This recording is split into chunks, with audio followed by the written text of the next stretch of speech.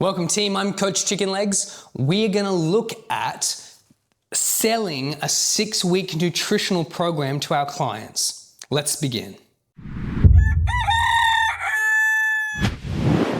All right team, so the concept here is we've made for you a 6-week program that you can follow step by step by step by step that you can do right now, right today to sell to your clients. And the best thing is why we did this is to keep you guys in your scope of practice. So for personal trainers, you are allowed to give general advice around nutrition and health. However, you're not a nutritionist and you're not a dietitian. So you've got to be really careful of what kind of things you suggest to people. So for example, I can't tell someone to eat more potatoes because that's like a prescription. However, I can say, as a global rule of thumb, more vegetables in a diet could be a good thing. So we're going to teach you some of the subtleties and caveats of how to do that, as well as giving you a right now functional program you can just start selling. So you can start actually making money as you're learning this skill set. The best thing is we have all the scripts and we have all the documents and it's good to go. What I need you to do is this. Underneath this video is a link to all of the documents you're going to need for this program. And in those documents is going to be a master program that has all the scripts, all the step-by-steps, and something you can follow along with as I'm talking to you now. Okay, that's going to answer all your questions. That's going to give you all the stuff you need to say, and it's going to go in a little bit deeper of information than what I'm going to discuss with you now. Okay, our goal, and you should be keeping this in mind too, is keep stuff super simple. The clients don't really care about how much you know.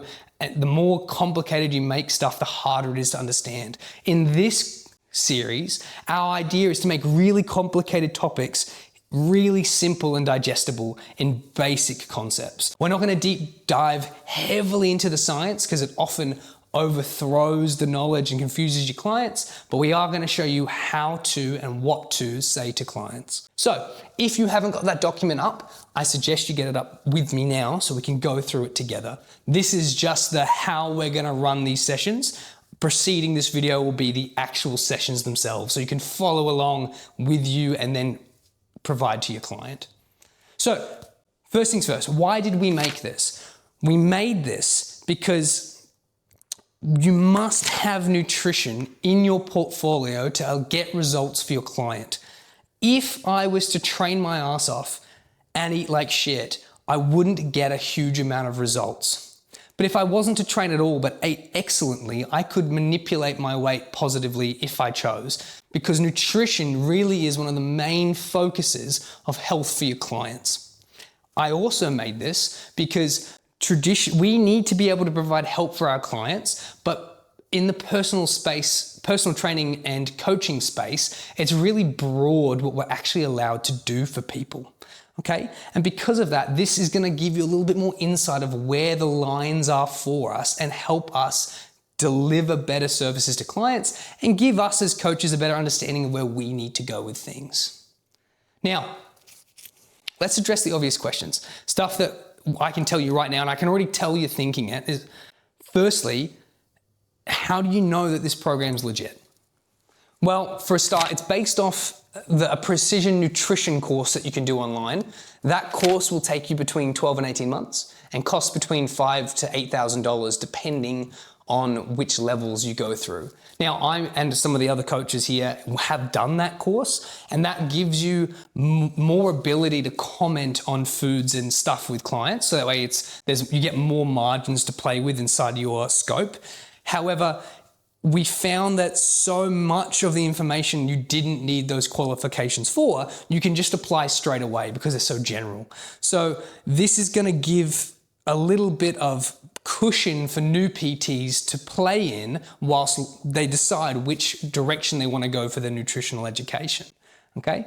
Now this program specifically, this one, I have run personally with hundreds of clients in the past, and the coaches in the community have run with probably thousands of people by now.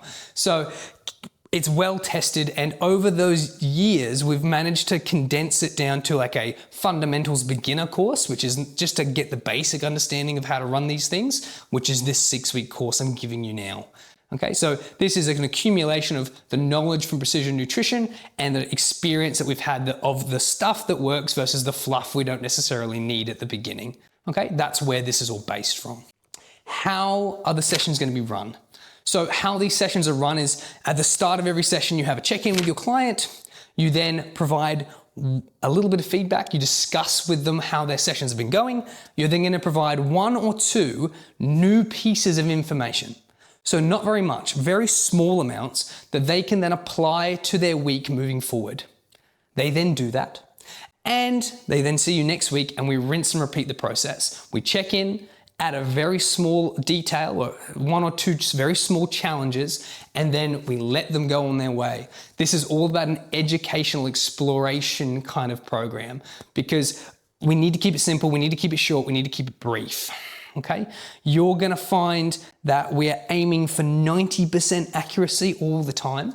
It's unrealistic to say that your clients are going to get 100% accuracy. No one ever will. We are going to aim for 90. So every week, if your client doesn't get 90% on what you've asked them, you might need to give them more time to adjust, or you might need to adapt slightly what you've asked them until you can hit an achievable amount. And we will go over that more deeper in the weeks of the program. What do you need to start? How can you start? Basically, all you need is the documents we've sent you. We wanted to keep it simple. So the videos that we're discussing here and now and the link I've sent you has every single thing you need. You don't need anything else. If you want to buy props, if you want to get foods as examples, you can. These things help your client understand better because sometimes dialogue and reading isn't enough. They need to physically hold something. The more things you can give them, the better. However, I do understand that it's not always in everyone's budget. Now, you don't even need to print off the documents. You can send each week's content to your client via email if you're an online coach, just as easily as you can print it off if you're an in-person coach, okay? So everything's meant to be slick and easy to do. So you don't need anything else other than the link in this video. How long should each of these sessions go for? They're gonna range between 10 minutes and an hour.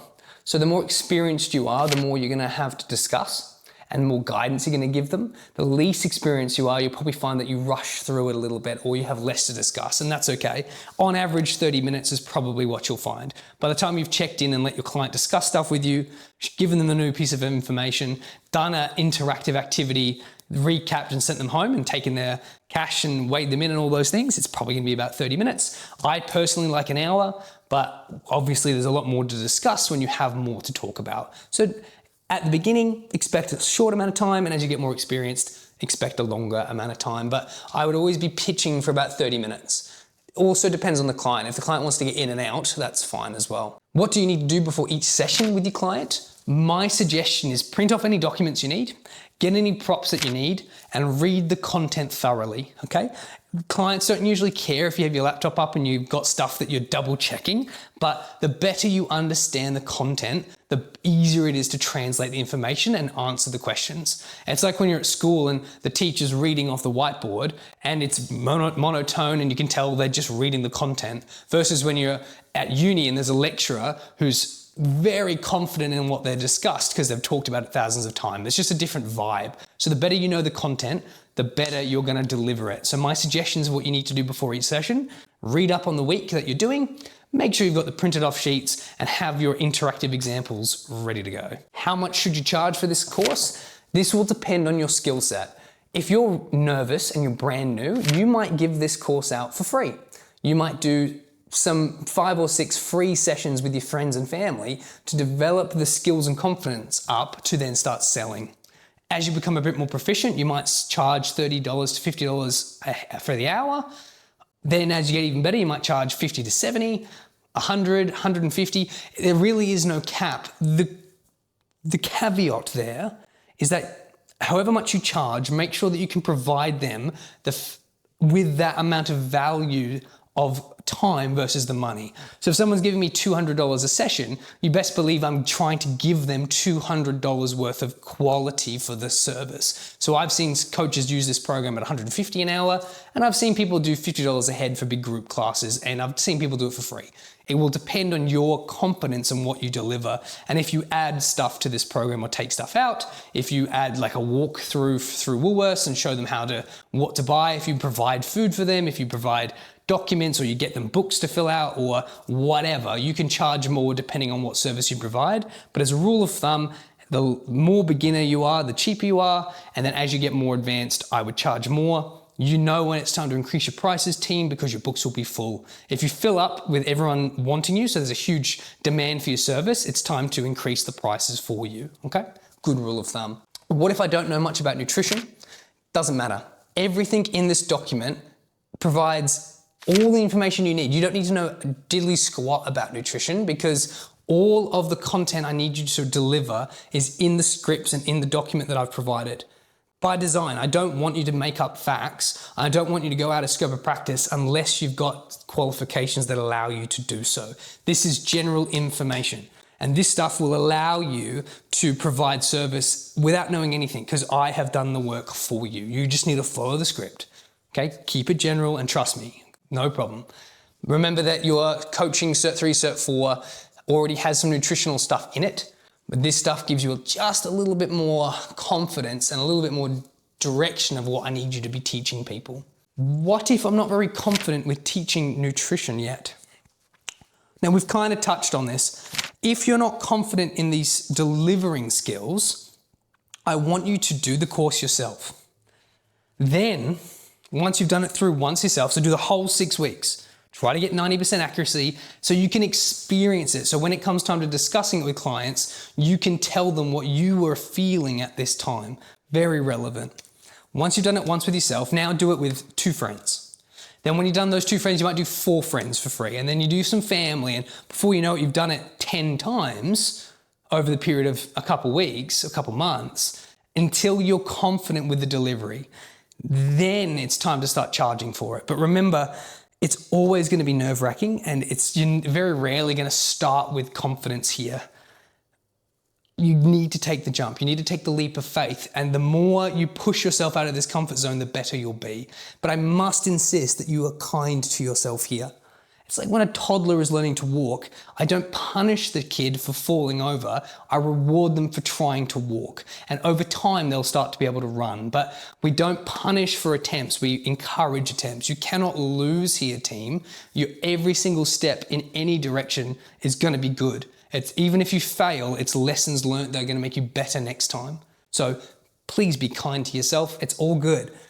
The best thing you can do is jump in, toes in, and trust the systems and watch these videos over and over and over again until you get the confidence. Do I need insurance to do this course with my clients? Your insurance for this course comes under your personal training insurance. So your personal training or coaching insurance that you'd need to have anyway to practice will cover this because this falls under coaching. Because we are not prescribing food. We're not telling people exactly what to eat. That is not what this program is for. It's giving clients context around what food does. That's what this is all about. So you don't need specific insurance for that. It is covered in the umbrella terminology of coaching personal training. Now, how do I advertise this to my clients? I like using this as a sign up. So when clients sign up, I usually tell them that we provide nutritional services. On any documents I have around the gym that has my face, name, and qualifications on it, I'll say, I'll have my nutritional qualifications and that provides nutritional coaching. I will do, if it's an online, I like to do big, whatever media of choice, I'll do big promos for my big group classes. I might do something like walk around the gym with a can of Monster or an energy drink or a health drink and hand them out in prompt of saying, hey, we've got a new nutritional thing, feel free to jump in. The best thing with these kind of programs, team, is word of mouth travels very, very quickly. So if I was to go to a brand new gym, I would provide this service free for 3 to 5 clients. And when those clients get results, provided they allow me, I will document a before and after photo, and then word will spread throughout the gym that someone is here who can provide you service. And if it's a good product, people will talk about it. Now, if you're an online coach, you've already got systems in place for your advertisement. Otherwise, you're probably not doing very well online. You would just run your nutritional program advertisement through the social media networks you're already using. But again, word of mouth is hard to beat. I like to sometimes use it as a signing up bonus. You can use it as like a bundle bonus, like if your client wants to do personal training and group sessions, and then as a promo, I'll give them a nutritional service, or in a bundle package, I might add in nutritional services to allow them to, well, firstly to charge more, but also to provide more quality to the client long term. Should I do this for personal training sessions or for bigger groups? In short, it's both. Personal training sessions I use this program for to develop skill sets and for clients who might need more guidance. And then for more confident coaches, bigger group sessions is always better because there's more money involved in it.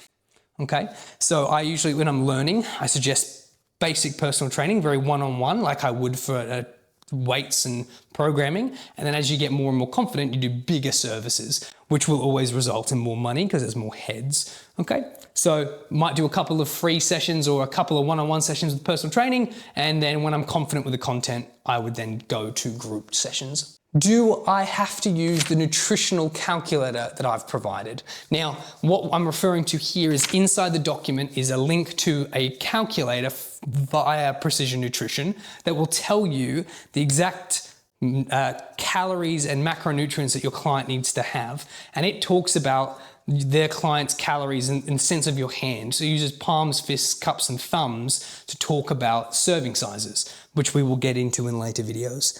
Now, for whatever reason, sometimes people don't want to use that link or they don't want to send the email to Precision Nutrition, and that's okay. You don't have to. You can use any platform these days. So you can use your Fitwatch, you can use MyFitnessPal, you can use any of the nutritional apps on your phone or on the client's phone, because in later videos, we just translate what that document is saying into the proportions that we're going to use for the client anyway. So it doesn't matter where you get the serving sizes for the client or the calorie servings for the client, we will translate it in later videos. So don't stress.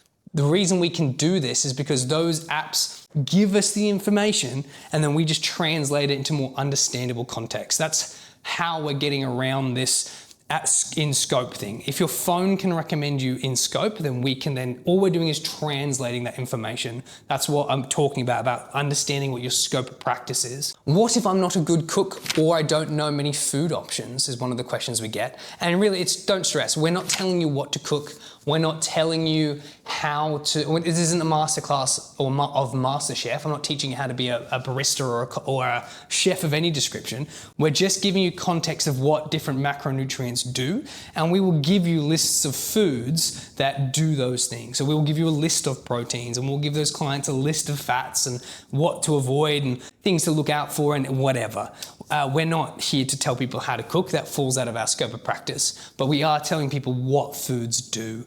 One of the tricks that you can look into is at the end of this program, as an add-on, you can take the top 10 foods the client is eating and get them to dissect it based off what they've learned to see if they can improve those 10 foods. That's a nice little add-on I like to do with those clients. So team, that's all the general stuff out of the way. What we're going to do now is, again, read up on the content. Have a look through what I've sent you. Make sure that you're well read. If you might need to run through this program yourself, you might need to have a look at all the different documents I've sent you, whatever it be. But prepare yourself for the weeks, read up, and get ready to begin week 1, food diary, water, steps, and the goal. Okay, that's what we're going to start with. It's week 1. Excellent. I will see you next week. Get excited and send any questions through to me, team. It's going to be a ride, but at the end of it, you are going to be absolutely on top of nutrition and be able to make some decent money in your already thriving business. See ya.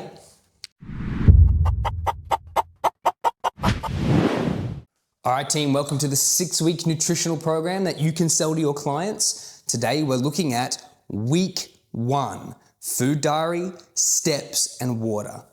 Relax, get excited, and let's go.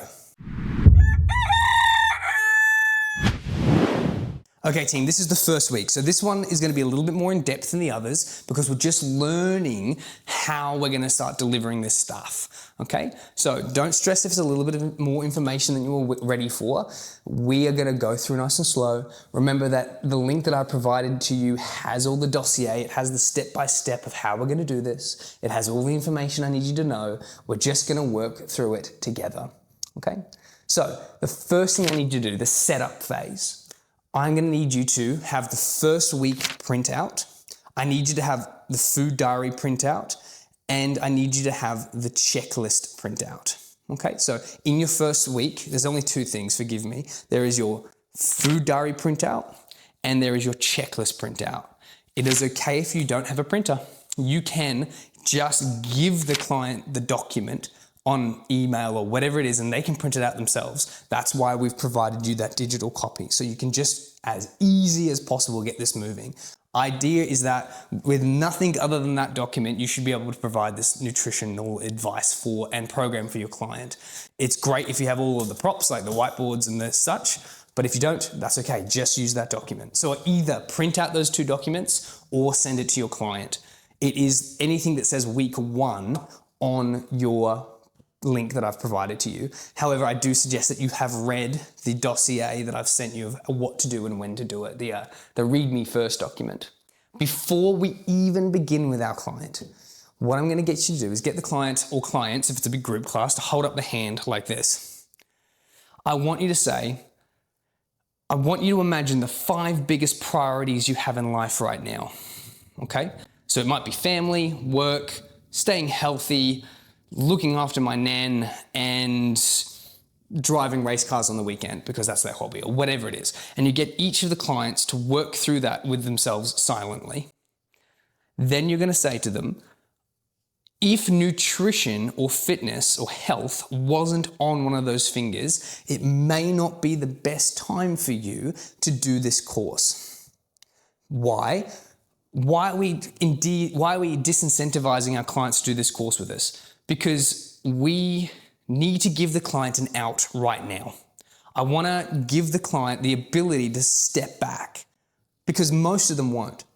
I'm giving them the option to say, hey, this isn't for me, because once I've given them this option, it makes them trust you a lot more. And it also means that if someone's just signed up because they got all excited, but they weren't actually wanting to, they now have their out. We don't charge them for week 1. So if they, at the end of this week, if they have decided after those 5 fingers that this is not for them, don't take their money, don't continue on the program. It is far worse for your reputation and for that client if you force someone to do this than if you just let them go. 90% of your clients are going to stay with those fingers. I've only had 2 or 3 ever back out, and they've always come back at later dates because I gave them that option. That lock-in concept sometimes can freak people out, so giving them this out. It also gives them a good idea of where their priorities are at the minute. We would like to know where their priorities are so we can use that in conversation. So if I find out they're a family person, then I can use that in examples throughout the program. But yeah, hold up their fingers, think about their 5 biggest priorities, and if nutrition and health isn't on there, it might not be the best time for them, and that's okay. You can suggest that to them. Say that after the end of this week, the first week is free and they are not obliged at all to continue. But beyond that point, it is starting to be paid. The whole idea is to support them. We're trying to support your clients, so it's okay to let them drop off if they need to. They will always return, or often they will return, because you gave them the out. So step 2 is we need to find out what the client's goal is. Okay, so when we're looking at a client's goal, we need to try to get something as measurable as possible. So if a client says, I want to lose X amount of kilos, that's great. If I want to gain X amount of weight, I want to gain X amount of muscle, that's great. I want to run a certain distance, those things, or I want to have a slimmer waistline by 3 centimeters or whatever it is. Those goals are really easy to measure and apply very well for this program and how we deliver it for people. The ones that we use the most here is weights and measurements. So when someone wants to gain weight or lose weight, that's really good. And we use tape measures to be able to measure people's progressions for stuff. If you're really eager, you can get someone to do a thing called a DEXA scan, which is where they go to the hospital and they check their body fat percentage with the proper machinery, but that is not for everyone. But with those extra measurements, those very measurable things, it makes our lives really easy, and it makes it easy to track people's progressions and goals. What I don't want to hear is I'm trying to move my client away from I just want to feel better. I just want to look better. I just want to feel. Anything with the word feel is objective. And the example I'm going to use, this is part of your script. I would say something like, if they say, hey, I just want to feel better. I'll say, okay, well, if I give you $10,000, you're probably going to feel a lot better. But if I slap you in the face, you're probably going to feel a lot worse. So these are reasons we don't use feels as metrics, because numbers don't lie. If you're losing weight and you don't feel good because you've had a bad day, the numbers are still showing you that you're progressing. And when it comes to the moment that you start to struggle, which we all do, there's a reason that at some point along the program, there's a moment of block, which is okay. If I can show them that they're progressing towards their goal with the thing that we're selling them, it'll reinvigorate them to continue the program. Okay, so read step 2, the goal. That's what we're trying to get out of these clients. Okay, what you're going to get them to do, we always try to do an activity each week, something that's physical that they can do alongside you. In this goal section, okay, we are going to get them to do something physical. Every week, we get them to do something with their hands, do something interactive, because it supports the learning process and it adds enjoyment. That's why we've put it in here, because not everyone is a visual discussion learner. Some people must physically do it. That's why we have these in place. Now, I like to use a whiteboard. There's no reason you can't use a bit of paper. You can get the client to do it. You can do it yourself. You can do it with them. You can do it in a big group setting. It doesn't matter, whatever you want to do, okay? But what we're going to get you to do is give the client a bit of paper and tell them to draw a treasure map with a giant X in the middle of it.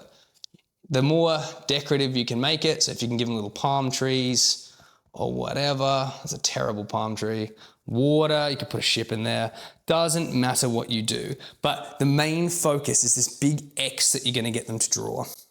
And you tell them that that X is their long-term goal.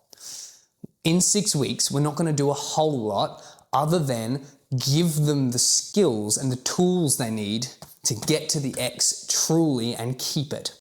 So I want you to tell your clients is that X represents the end goal. They've achieved everything they wanted to achieve in the nutritional setting, and they've done it. Get them to focus and think about, what does that person look like? What do they weigh? How much do they lift? How far can they run? What size is their clothes? The more specific we can get it and the more measurable we can get it, the better. So how much do they weigh? What size is their clothes? These kind of things are really, really relevant, because then we can get a better idea. I need you to tell your clients not to shortchange themselves, because if they really wanted to lose 20 kilos and instead they tell you 10 kilos, when they finally hit that 10 kilo goal, it wasn't the real thing they were after the whole time.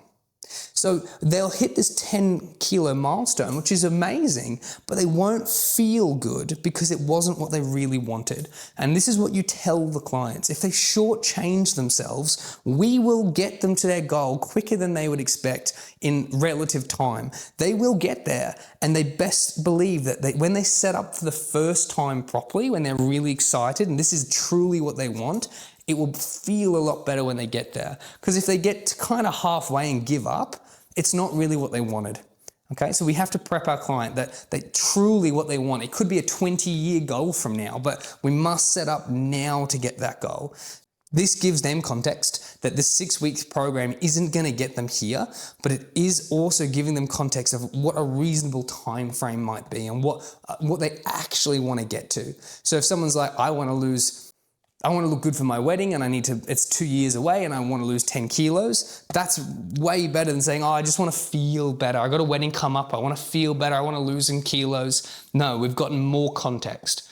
Context is king in this situation. But to keep it short, all I need you to do is get them to draw this treasure map up, get them to do that X. Don't let them shortchange themselves with a goal that they don't really want. It could be really specific. It could be really moving and emotional, or it could just be, I want to lose weight. We do this so we can get a better idea of what they're doing. And it also gives them a really clear goal that they're going to write down on the weekly checklist. It needs to be no more than a sentence long. If they can't summarize it in a sentence, it's far too complicated. So you say something like, I want to be 20 kilos lighter. Cool, simple, straightforward, let's go. I want to be 10% body fat. I want to put on 5 kilos of muscle, whatever. I want to be in size medium shirts, whatever you want to do, okay? This week, you also need to, for step 3, get them to fill out a food diary. So anything they put in their mouth, fluid or food, needs to be written down. Now, how they want to put down the portions is completely up to them. It isn't really relative because all this is doing for us is it's giving us some context of how they eat and what they eat, foods they favor over stuff that they don't, and it's making them more aware of what they're doing. Even from just doing this, they'll find that they start noticing stuff that may be hindering their goals, okay? We need to tell the client, which is in the script, make sure just because they know someone's watching, that they don't change their eating habits, okay? If they have a little cheeky dessert in the evenings, they need to write it down because if they hide information from us, we cannot provide them as good a service and we can't track their metrics properly. So ask them, do not hide stuff. It's okay. We need to know what's going on. This is all good. And it's more of an exercise for them about consciousness of what they're eating, and it's giving us context on what a client eats. For example, if our clients eat a lot of rice for a cultural reason, it's probably not a good suggestion to say stop eating rice. This is not what this program is about. We don't restrict things, we give context around things. Because if I say I need you to eat chicken breast and broccoli, but you are a pescatarian and hate broccoli, I've given you terrible nutritional advice, and that also falls out of my scope of practice because it's not general enough, it's very specific. So this is just giving us some context of what they're doing and gives them some awareness of what they're doing. So that's step 3, the food diary. That's going to take them through the whole week until you see them again. So that's all of the admin stuff for this week, more or less. Now we're going to touch on some of the topics. So this is more traditional of what your week will look like moving forward. So your next week will look a lot more like this. We've got to get all that information, all that general stuff, and now we're going to get the topic of the week. So we're going to talk about water. Okay, so let's have a look at the facts I want you to tell your client. We get about 1 litre of water through our vegetables from ingestion, and we should be aiming for about 3 litres drunk in a day. Now that's going to vary depending on the size of the person, but roughly it's 3 litres. Some clients are going to freak out at that, and some clients are going to have no problem. Some people already drink a lot of water, and some people don't drink much at all. Next thing I want you to understand is that if you are 1% holistically dehydrated from your head to your toe, you are 10% less powerful. So if you had a 100 kilo squat, now you have a 90 kilo squat. So tell your clients about how relevant water is related to performance in that regard. Another fact we need to tell our client is that if we're dehydrated, we don't break down fats or build proteins up as well because the water is the medium our body uses for chemical reaction. So if we're dehydrated, the chemical reaction in our body doesn't work as well. So that means if you're dehydrated, you won't lose as much weight as well, and you won't put on as much muscle and heal being a key word there, as well either. So that's how relevant water is. You're mainly water and we need it. We're very, very water dependent. So these are some facts I need you to tell your clients. There are more in the script in that document, okay? You are more prone to injury when we're dehydrated, and we're going to look at that in a moment, but that's something else we need to make sure our client is aware of, is that the injury rate increases if we're dehydrated. If your clients or clients freak out at the idea of 3 litres of water, that's okay. If our client's only having 1 litre a day, what we're going to do is encourage them to start adding 100 millilitres a week. So really tiny amount, just an extra cup or half a cup a week, ongoing.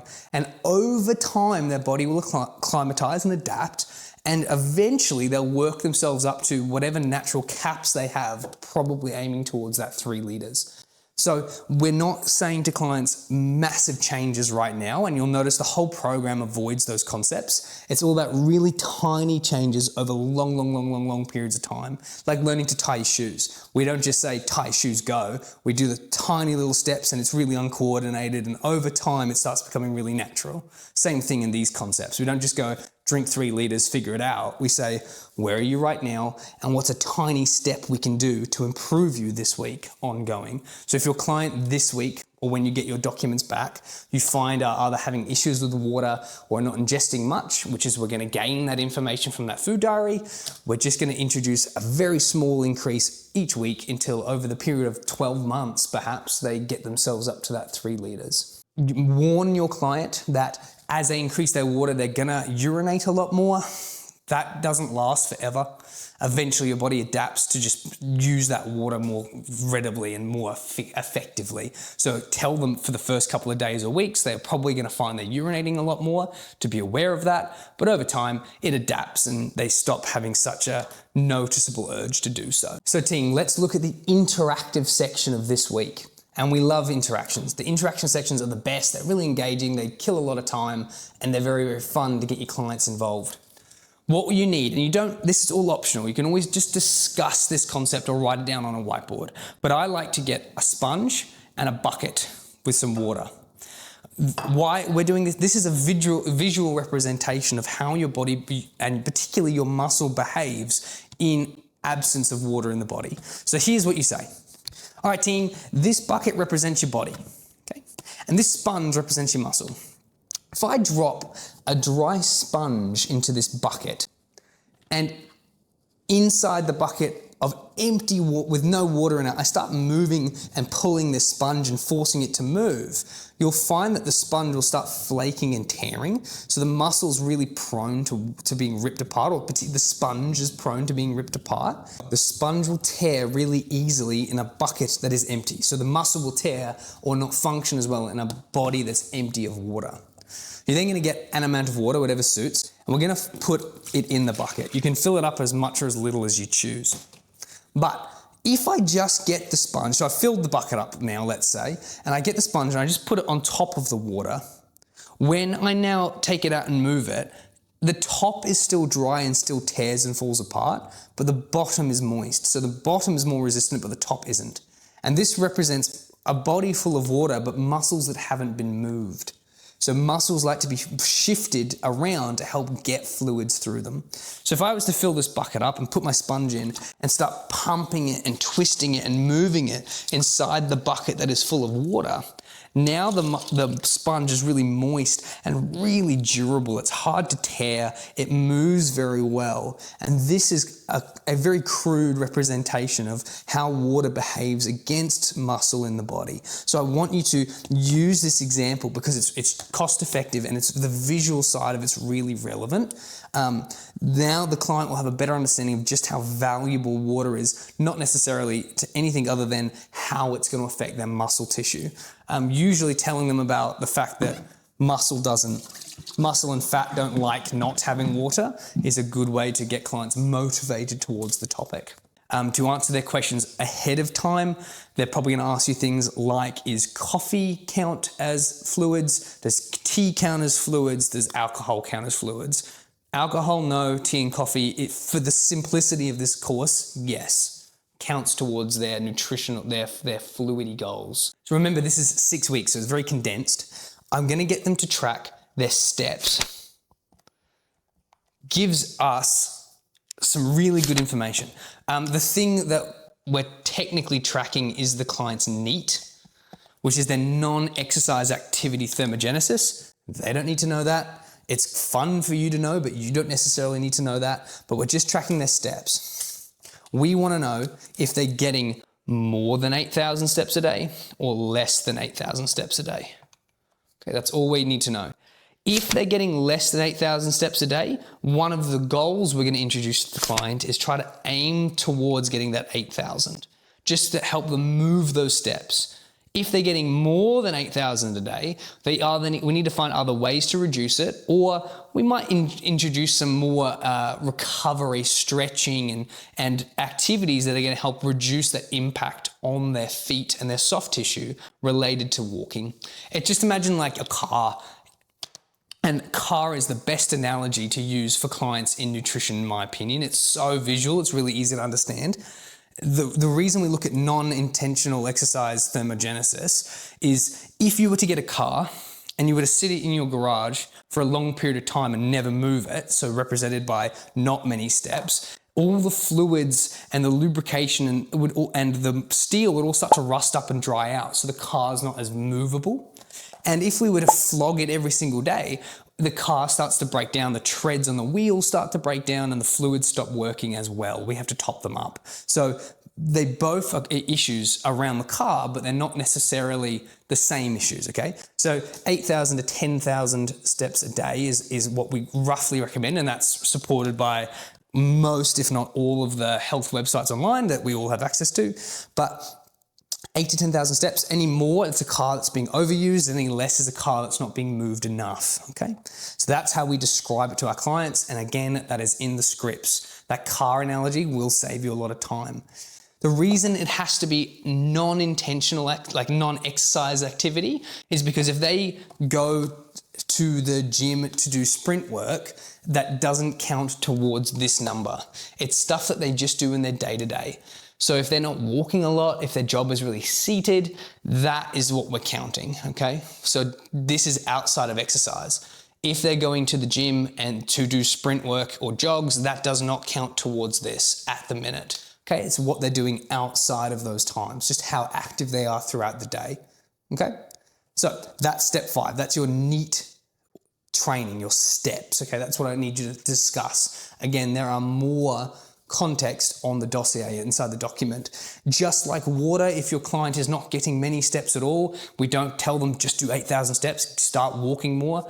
It's exactly the same as water. If they're only doing 3,000 steps a day, each week we start introducing maybe 300, maybe 200, 500 extra steps a week, slowly over a long period of time. We don't just dump it on them. It does not work.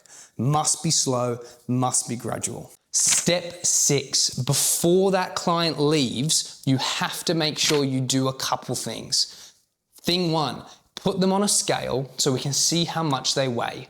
This is good for 2 reasons. Reason 1 is we now have their weight that we can put through the calculator so we can track exactly how much food they're going to need for whatever goal they decide to do. And 2, it's going to show them something they're not happy with. Most clients who are looking for nutritional advice are not currently happy in their state of body.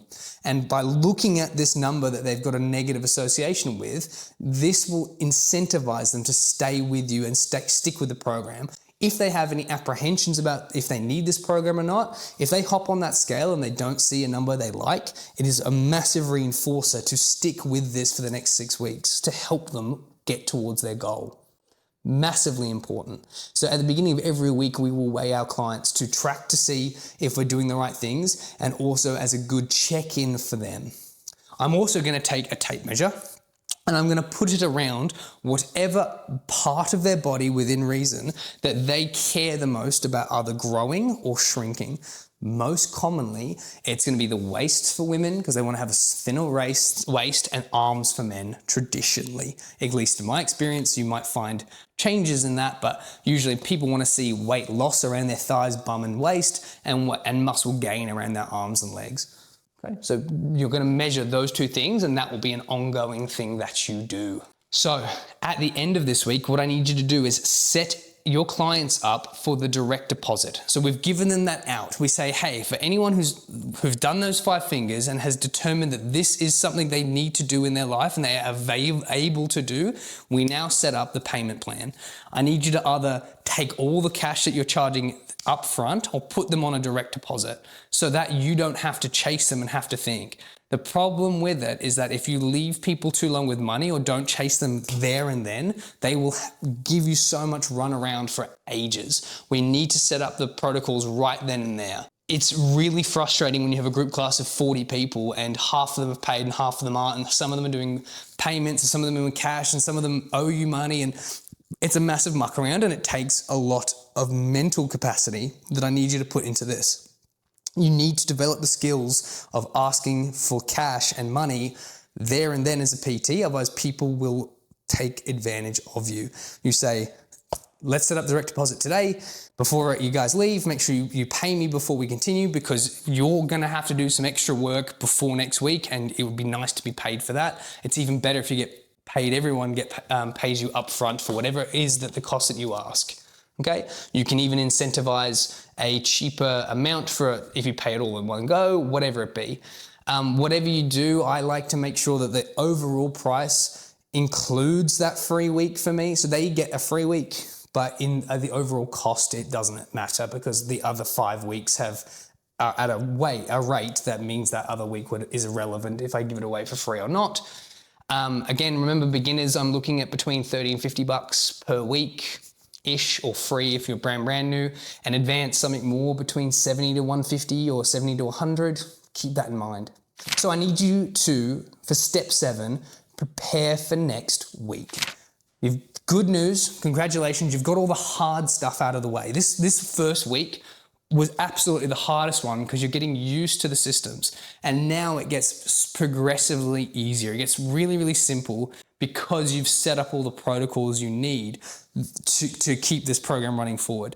That's the good thing. It's super simple moving forward, because you've already got all the hard stuff out of the way, like the money, you've got all of the information, you've got the contact details, those things, all the fluff is done. So expect maybe week 1 to go a little bit longer than all the other weeks. But congratulate yourself, take a big breath, relax. What I need you to do, prepare for next week. Print off any documents that you're going to think you need. Read the dossier, this script document that I've sent to you, because it's going to give you all the prep, all the stuff you need to know. And it's not a very big document. I tried to keep it as simple and short as possible, but I need you to create some sort of tracking mechanism, a spreadsheet for what your client's goals are, their height, their weight, their name, their contact details, what their measurement was, all of that information, because it's going to translate into the precision nutrition, or into the document that's going to get those calories. So that document's going to ask for things like their age, their height, their gender, how much movement they do in a day, so then their steps, and then what their goal is and how long they want to get it. That's why we do all this stuff on week 1. And then that's going to print you off a beautiful document that has everything you ever need in it. If precision nutrition isn't your thing, or that link isn't working for you, we're just going to type the exact same information into any of the other nutritional platforms that are available to us. Very common. That information is on every single app ever. So we just type that information into whatever app you're using, and we will translate it later. Okay? Excellent. Excellent, excellent, excellent. Well done. That's week 1. Congratulations. Take a big breath. Biggest week out of the way. Smooth sailings from here. I will see you next week when we talk about body types and portions. Welcome back, team. Week 2 of our 6-week program of nutrition that we are selling to our clients. Let's begin. We're looking at body types and we're looking at portion control.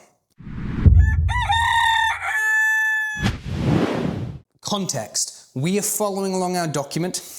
This course is all about selling nutrition to our clients, to new clients, to educate ourselves while staying in our scope of practice that we need within our PT and coaching space. We're not nutritionists, we're not dietitians, but we can still give nutritional advice. So let's look at what week 2 holds. If you haven't already, make sure you're looking through the documents that I provided in the links below.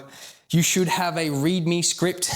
That's all we're doing, is we're going through that script and everything is in there. You need nothing other than that piece of document. Yes, you can have all the extra bits and bobs like the buckets and the whiteboards and the props and everything you want, but if you have nothing else, please just use that document and the other documents that I have provided for you. So let's look at week 2. We are at step 1, the checking in. The first thing we're going to do for our clients is we're going to weigh them in and we're gonna do our tape measure again. So last week we got an idea of what they weigh, and we found the thing they care about the most, either a part of their body they're trying to shrink or a part of their body they're trying to grow. We're gonna make sure we get in that habit of documenting both of those things, okay? That information is gonna go into an Excel spreadsheet or write it down or whatever it is, whatever way you're tracking these things for your client or clients, okay? Just to make sure that what we're doing is working, and if it isn't, we can adjust along the way. We're also gonna use this time to check in with our client. They're gonna give you their food diary, and they're gonna give you last week's checklist that'll have their water amount on it and their step amount on it, okay? We use this time to let them talk. Try not to get in this monologue habit, which is ironic because I'm monologuing to you. We are trying to let that client talk to us. We're gonna present them questions that are open-ended. So, for example, how did you go with the checklist? What did you learn during your food diary? What was the most surprising thing? What was the most upsetting thing? What was the thing you didn't think? What was the thing that you found was the most interesting throughout your journey? We're not giving them questions that end in a yes or a no. We're just giving them generic questions, okay? Let them talk while we read through our document. We're looking for how many steps they're doing, how much water they're having, and general foods they seem to like. Again, if they're pescatarian, or if they love rice, or they're meat eaters only, or whatever it is, this is where you're gonna gain that information, okay? So very, very important document to be able to track, and more importantly, very, very important to be able to discuss with them. If you're in a group class, so you're not a one-on-one client, you have a bunch of people, we go around the room, not necessarily pointing people out. We don't want to isolate people because some people might have issues with their body and issues with nutrition. We're just going to ask, what are some general things that people found hard? What did they find easy? What did they learn? Those kind of general open questions. When in doubt, look at the scripts that I provided to you on these documents, okay? So that might take 10 minutes, 15 minutes. Let people talk. If people have queries like, oh, I found that I wasn't drinking enough water. What are some things you can recommend? This is times to start introducing some of the things we've discussed, like introduce 100 milliliters a week, ongoing. If they found that they weren't getting enough steps, talk about perhaps introducing an evening or morning walk, trying to increase their steps by 300 to 500 a week, every week, ongoing, etc., etc., etc. This is the time to do that, to troubleshoot with your client and clients. If your client's goals are still not clear, or when on their sheet that they've written down their goal, it's too confusing for you to understand, or it just seems too confusing, at the end of session, this is a prompt for you to try to get that goal a little bit clearer. Remember, the more measurable, the better, and also the quicker and easier it is to read, the better. This week, we're going to talk about body types, and we're going to talk about portions, how we're going to divvy up things for our client. We're going to start with the interactive section because we've just done our debrief. So step 2 is body types. Either with your whiteboard or with a bit of paper, however you want to do it, we're going to write down ectomorph, mesomorph, and endomorph. Now, this is in your document, so stress less. All this means, team, this is just the 3 body types that we kind of fall into. And I need you to understand that it is a spectrum, not a set thing.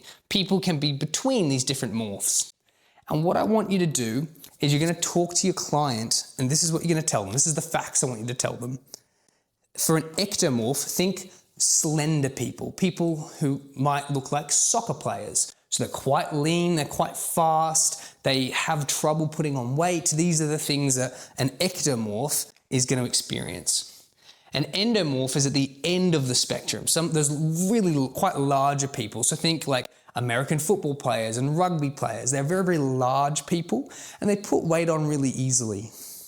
And then we have mesomorphic people that are like hockey players or Australian football players. They are not small, but they're also not big. They can lose weight and they can put muscle on, but they don't necessarily do either in any extreme. They're that Goldilocks, that happy middle.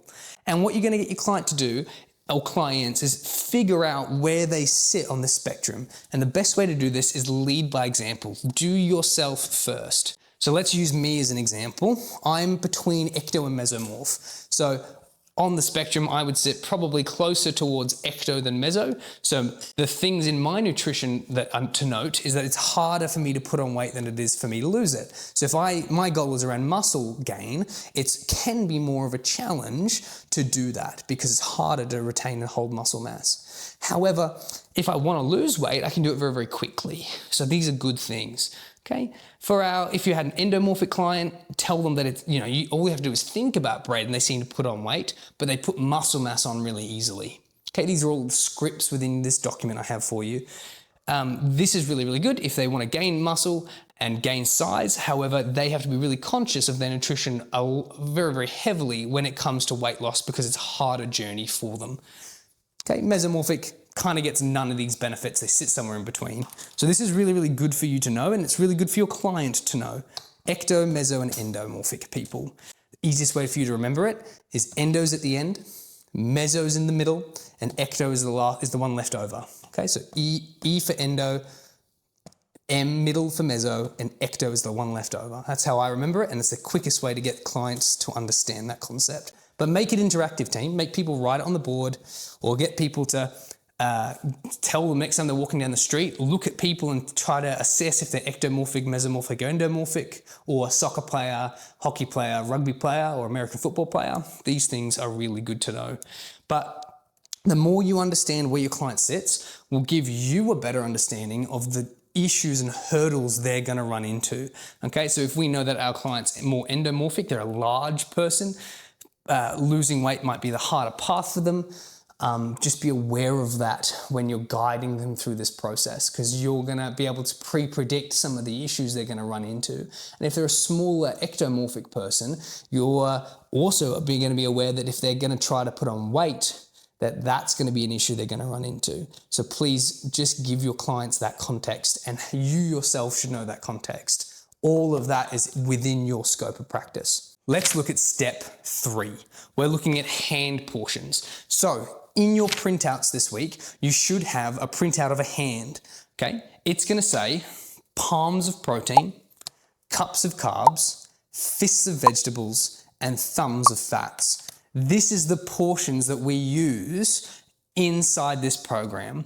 Why? Because we always have our hand on us, so I don't need to buy a scale. I just always have my hand on us. Our hand is about 90% accurate to our nutritional goals when we're using that methodology, which is great. And it's relevant to us. If I'm Shaquille O'Neal and I'm a giant person, my hand will be bigger. And if I'm a very, very small person like Kevin Hart, then my hand will be smaller as well. Okay, so we use those as metrics for our food measurement because again, we're just thinking general. We're not telling people exactly what calories to count because a lot of people have a negative association with that, and this is not what this program is for. This is general advice program, not specific athlete program. Palms, protein. Fists, vegetables. Cups, carbs, and thumbs, fats. When we say palm for protein, it's the thickness of the palm and the size. That's just to give you some context. For the cups of carbs, we're talking about how much cooked carbohydrates can sit in our palm. So not dry rice that I then cook, it's cooked rice. So if I had bread and it sits like this, it's far bigger than my palm, although it's a solid and sits there. We want to just fill that surface, yeah? Then for fats, it's the knuckle. It's from the base of the knuckle to the tip of the finger, or the tip of the thumb. And for fists of vegetable, it's both the density and size that is the fist. That's the easiest way to remember it. Again, give them the printout. The printout is going to be your saving grace. These documents have been made to make your life easy. So why not use it? Make that life easy. Quick discussion, tell them why, it's exactly as I described to you, follow the scripts. And now we're going to look at step 4, this weekly challenge. We're going to kick off this challenge with a big boom. Most people will expect some sort of challenge in nutrition. That's why we do this. They want to kickstart their journey a little bit. So what we're going to do is we're going to provide that for them to kind of shock their system, but also just to help buy us some time to educate clients. So what we're going to do, for men, for the males of the room, I'm going to ask them to have 2 servings of each of those things. So 2 servings of palm of protein, 2 fists of vegetables, 2 cups of carbs and 2 thumbs of fats per meal.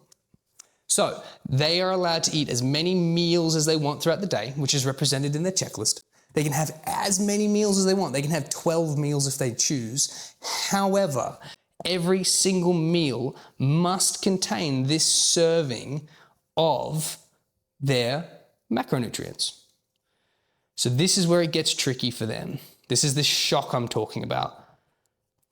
This is a lot of food. We are doing this for 2 reasons. A, we're trying to find out how hungry our client truly is.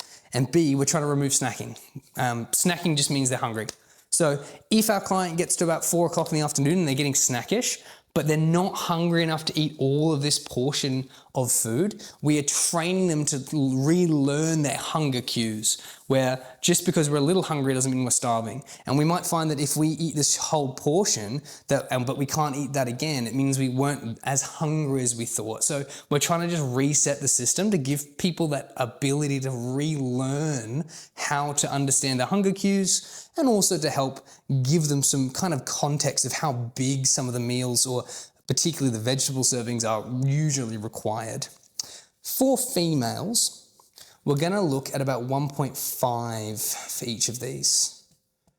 Okay, so 1.5 palms, 1.5 fists, 1.5 cups, and 1.5 thumbs. That is any time they eat anything. So what I mean by this is if they want to have sugar in their black coffee, sugar is a carbohydrate, okay, which we will later learn. So don't worry if you don't know that just yet. They now need to have everything else with it, okay? Everything else. So if they have they have to now have proteins, vegetables, and fats. If they want to have toast in the morning with some peanut butter, so peanut butter is fats, toast is carbs, they also have to have their vegetables and their proteins. I want it to be a little bit inconvenient for them because we need to just shake up the tree just a little bit.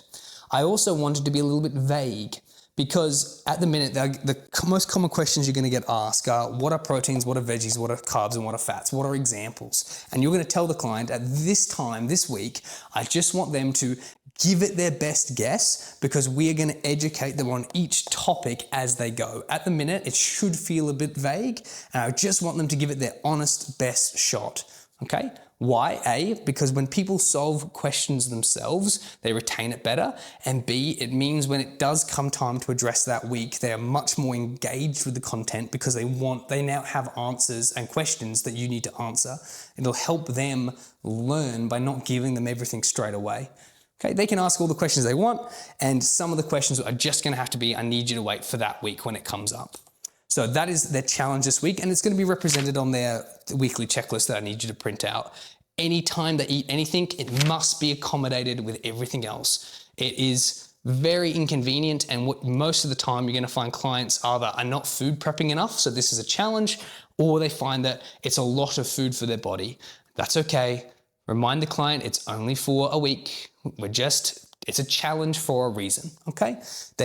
Most of them aren't going to get 100% accurate. Some of them will get 90, but it's more to give them some context around food and give us some context of how much they want to eat. So there's reasons behind the scenes they're doing this. They don't need to know that stuff.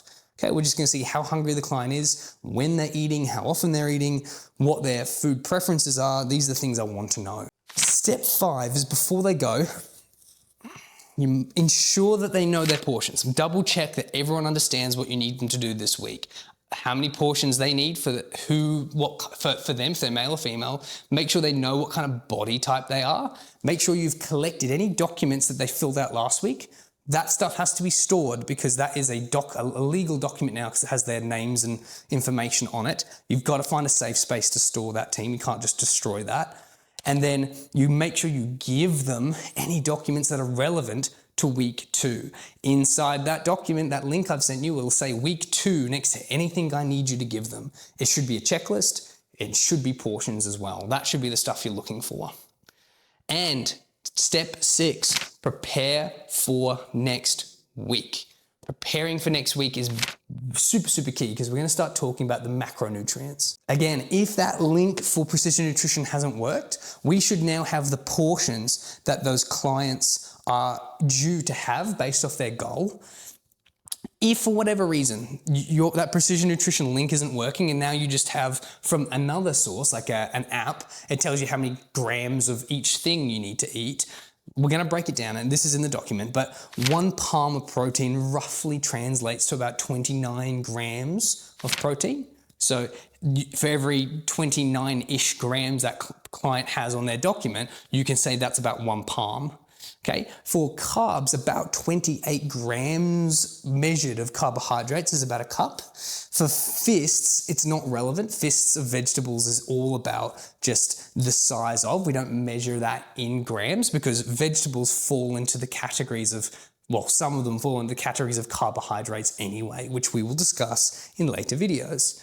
And then thumbs, about 11 grams of fats translates to 1 thumb. So if you don't have those palm, fists, cups, and thumbs measurements from the Precision Nutrition link, and instead you went a route like the Fitness Pal app or a Fitbit app or whatever, and you just have the grams that clients need to digest, then those are the metrics I would translate for them behind the scenes before you see them next week. Okay, you might get it in calories, that's okay. Calories can be calculated into grams as well. So just follow the natural sequence of the maths, okay? So very, very, very relevant. So just as a quick example, if your client in one of the apps that isn't the Precision Nutrition app says you need to give your client about 200 grams of protein a day because they're doing bodybuilding or something of the sorts, I want you to simply divide it by 29, and that will, because that's 29 grams-ish roughly of per serving for a palm, that will equal how many palms a day we need them to have, which is it's about 7 palms, okay? Just to give you context of what's going on, okay? So that's how you would break it down. Again, I know that some of you might laugh at me because that is as straightforward, but you never know. It's important that I show you every single step. An example you might have is Maggie is 42. She is 80 kilos. Let's put a 0 in there. So this is what you might be typing into your calculator. She's 5'11", and she wants to build muscle. So she might have 7 palms of protein required. She might have 8 cups of carbs required. She might have 4 to 6 fists of vegetables required. This is all a day, and then 8 thumbs of fats a day. So that is probably, so once you type in that information into Precision Nutrition or whatever app that is you're using, it will spit something out like this. And then each week we will just translate that information for our client. Nice and simple. The simpler you can keep this team, the easier it will be. So if anything feels overly complicated, don't teach the client it just yet. Refer to the document, refer to these videos, and see if we can break it down for you. If we were just to give the client that document, that printout, which I never recommend, it is so much information, although it doesn't look like it. It'll just say how many calories a day. It'll tell them how many proteins, how many carbs, how many fats, and how many vegetables. However, like with the water and with the steps, if you give everyone all this information at once, they try to do too many things in one go, and they don't progressively overload or progressively introduce this new information. They do it all at once, and they inevitably fail because we're not really wired to make these big life changes with huge shocks. Some people are, but not most. We're far better at doing tiny incremental changes over long periods of time, and then your client doesn't really notice any life change, just health change. So I really don't recommend you give the client the document. Over the period of the 6 weeks, they get access, they unlock each section anyway. Of course, technically it is their document, so if they ask for the thing right there and then, you have to give it to them. However, I've never ever experienced that. But keep in mind that tiny changes over long periods of time, not giant changes. And note that we're not prescribing or suggesting what to eat. We're just giving them general portions that they could have had access to on any of the websites or any of the pieces of tech that we now have available to us. So it is still within your scope of practice as a PT. So please do read up. Make sure you're ready for week 3, which is portions. Make sure you understand the documents because you're going to get quizzed on it. And if you're following along yourself, make sure you take a week at a time, okay? Slow and steady, proof of concept.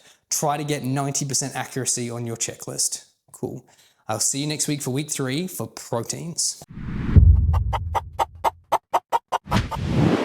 Welcome back, team. This is week 3 of the 6-week nutritional program that you are selling to people as a PT. So let's look at week 3. Let's look at proteins. Before we start, team, remember that all of the information that I need you to follow is in the links provided. If you are not following the links by now, go back to the previous videos and start again. This is week 3 of 6 or 7 videos we're going to make, so make sure you're following it along, because each week builds upon the next, so try your best not to jump ahead. Read those documents, team. Make sure that you are read up to snuff as we're discussing, so you can follow along with me through the checklist. Otherwise, you might find yourself getting a bit lost. Now, step 1 of week 3, we're looking at proteins, we're looking at motivation, and we're looking at my favorite thing ever, the good, better, best. So, step 1 is check-in. Remember, we're going to weigh our clients in just like we did last week, and we're going to take whatever measurement that they value. So if that was a thing that's losing weight or thing that's putting on muscle, we are going to measure it. That's how we start every single week off, okay? That's to encourage people to come a bit earlier, because some people like to, and we can start those measurement processes off straight away. So make sure you're always doing that, team. That's going to be an ongoing process, which is great, makes life easy because it's consistent. Check in. Get those documents off your clients or let them hold on to them for a little bit, and we're going to ask them how they went. We want to know about how they did with portions. We want them to know how they went with understanding their body types. Did they, in the town, pick out any ecto, endo, or mesomorphic people? Whatever. This week, you're going to get a lot of complaints because that previous challenge of eating either 2 of every portion, vegetables, proteins, cups and fats, or 1.5 for females, is challenging. People are probably going to tell you that they were very full, that they didn't always manage to get it all in, that it was hard to understand what's a protein, what's a carb, and all this stuff, which it should be. That was all about trying to allow the client a little bit of self-discovery as we now give them the answers to the questions they're developing. We don't give them all the information straight away. Otherwise, it'd just be too much. We let them kind of run into these problems themselves, which now, as the weeks progress, we answer. I'm going to say it again. Make sure that during this time you get the clients to do as much of the talking as you can. Really listen. It's easy in this kind of program setting to monologue to people. Try your best not to. Obviously, in this kind of context of the video, I have to monologue to you because you're not reciprocating conversation, but don't fall in this trap of just talking at your clients. Try to keep them engaged as much as you physically can. And this time is the greatest thing for them. If they're running into issues, so by now you will start seeing if they're having issues with steps or with water, this is where we start implementing strategies to try to improve those things gradually over time. In the other videos I mentioned, introducing 200 to 500 extra steps a week, ongoing for our clients for steps, and maybe introducing an extra 100 milliliters of water a week for clients who are having issues with water. Not every client are going to have issues with these things. There'll be different things throughout the program each clients have issues with, but water and steps are the ones I harp on the most because they are the ones that are make the most change. Because more water equals better fat loss and more steps equals more calories. So we love to see these things improve. So keep track of those. Again, address anything that needs to be addressed and provide basic solutions as you go. If in doubt, look at the scripts I provided for you. They will have all the answers that you're looking for. Let your clients talk about anything good, anything bad they discussed. And remember, just like last week, try to keep your questions open-ended. Don't give them a yes or no answer. So don't say something like, did you have a good day? Yes or no kind of thing. So yes, that would, if they say, how was your day? They're going to give you a generic response. So let's say, did you find, if you said, for example, did you find last week hard? They're going to say yes or no. That's not allowing them to elaborate. So you say, hey, tell me one thing that went well for you this week and one thing that was hard. That's inviting conversation. So if your client wants to talk or wants cueing, that's how you would do it. You ask open-ended questions. So that's a skill set I would suggest you develop throughout this program. Step 2, let's look at proteins. Proteins are most people's favorite because all the guys who want to do bodybuilding love proteins. I want to look at, keep it simple. We're going to look at the facts first. Fact 1, proteins are responsible for more than just muscle gain. They make up lots of the cells of the body. So your enzymes inside your body are made up of proteins. When we turn over brain cells, that's a part of protein's role. Muscle tissue, yes, that's protein. Building and repairing is all about protein. Protein is incredibly important. It's not just the thing that makes bodybuilders massive. It's really important for the actual continuation of healing within our body. So much to the point, and that if I was to sever you at the spine so that you're a quadriplegic, you would still need 0.8 grams roughly per kilogram that you weigh as a person just to turn over your cells. So all of the receptors and all of the things in your body are made up of proteins or use proteins in chemical reactions. So along your cells sits enzymes and receptors that are certain shapes that grab molecules and do stuff with other things in your body, and they're made up of proteins. Without them, your body wouldn't be able to do its basic functions, okay? So very, very relative. And inside your script is some of these things I'd like you to discuss with your client. I really like the severed at the neck analogy. I use that all the time with clients because a lot of people don't quite understand just how relevant protein is with people. It's incredibly relevant, incredibly relevant. Proteins, when they're digested, get broken down in your body. They get broken down into three things. So they become amino acids. You don't necessarily need to tell your clients this. I like to because it gives you some validity, and some clients like a little bit more of a detailed understanding, and this is a very brief breakdown of some of the stuff our body does with proteins. So they get broken down into amino acids, and we have three types. We have essential, semi-essential, and non-essential amino acids. Now you can write this on a whiteboard if you want. If you can write it on a bit of paper, or you can just discuss it. Depends on what resources you have available to you.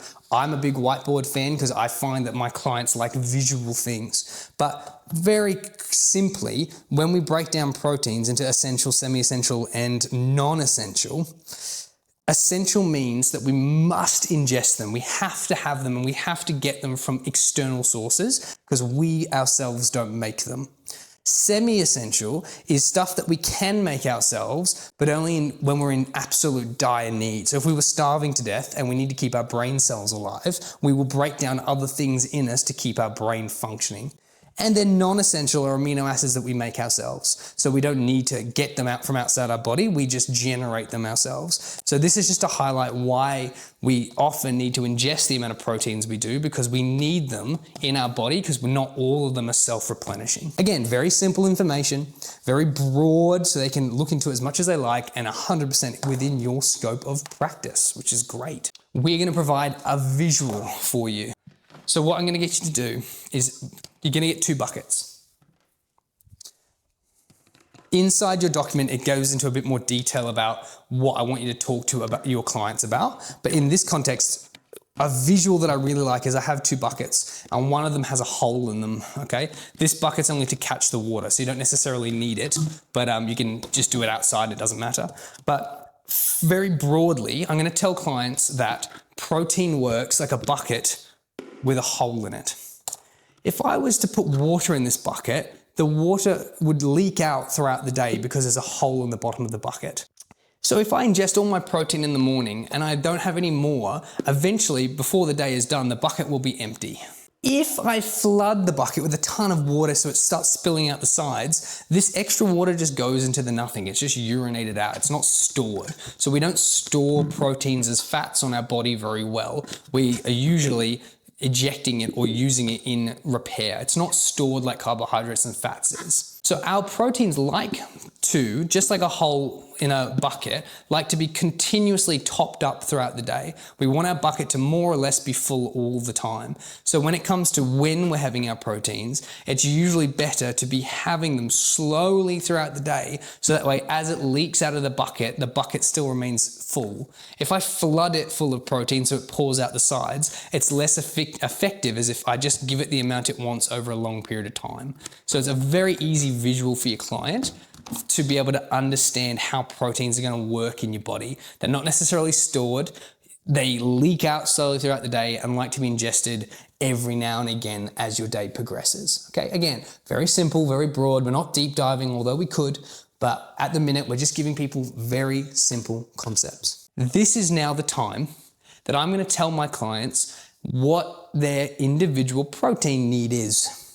So last week you should have done their calculations on their metrics, and you'll have now an idea of how much proteins they should be ingesting. So for example, they might be on 200 grams of protein a day.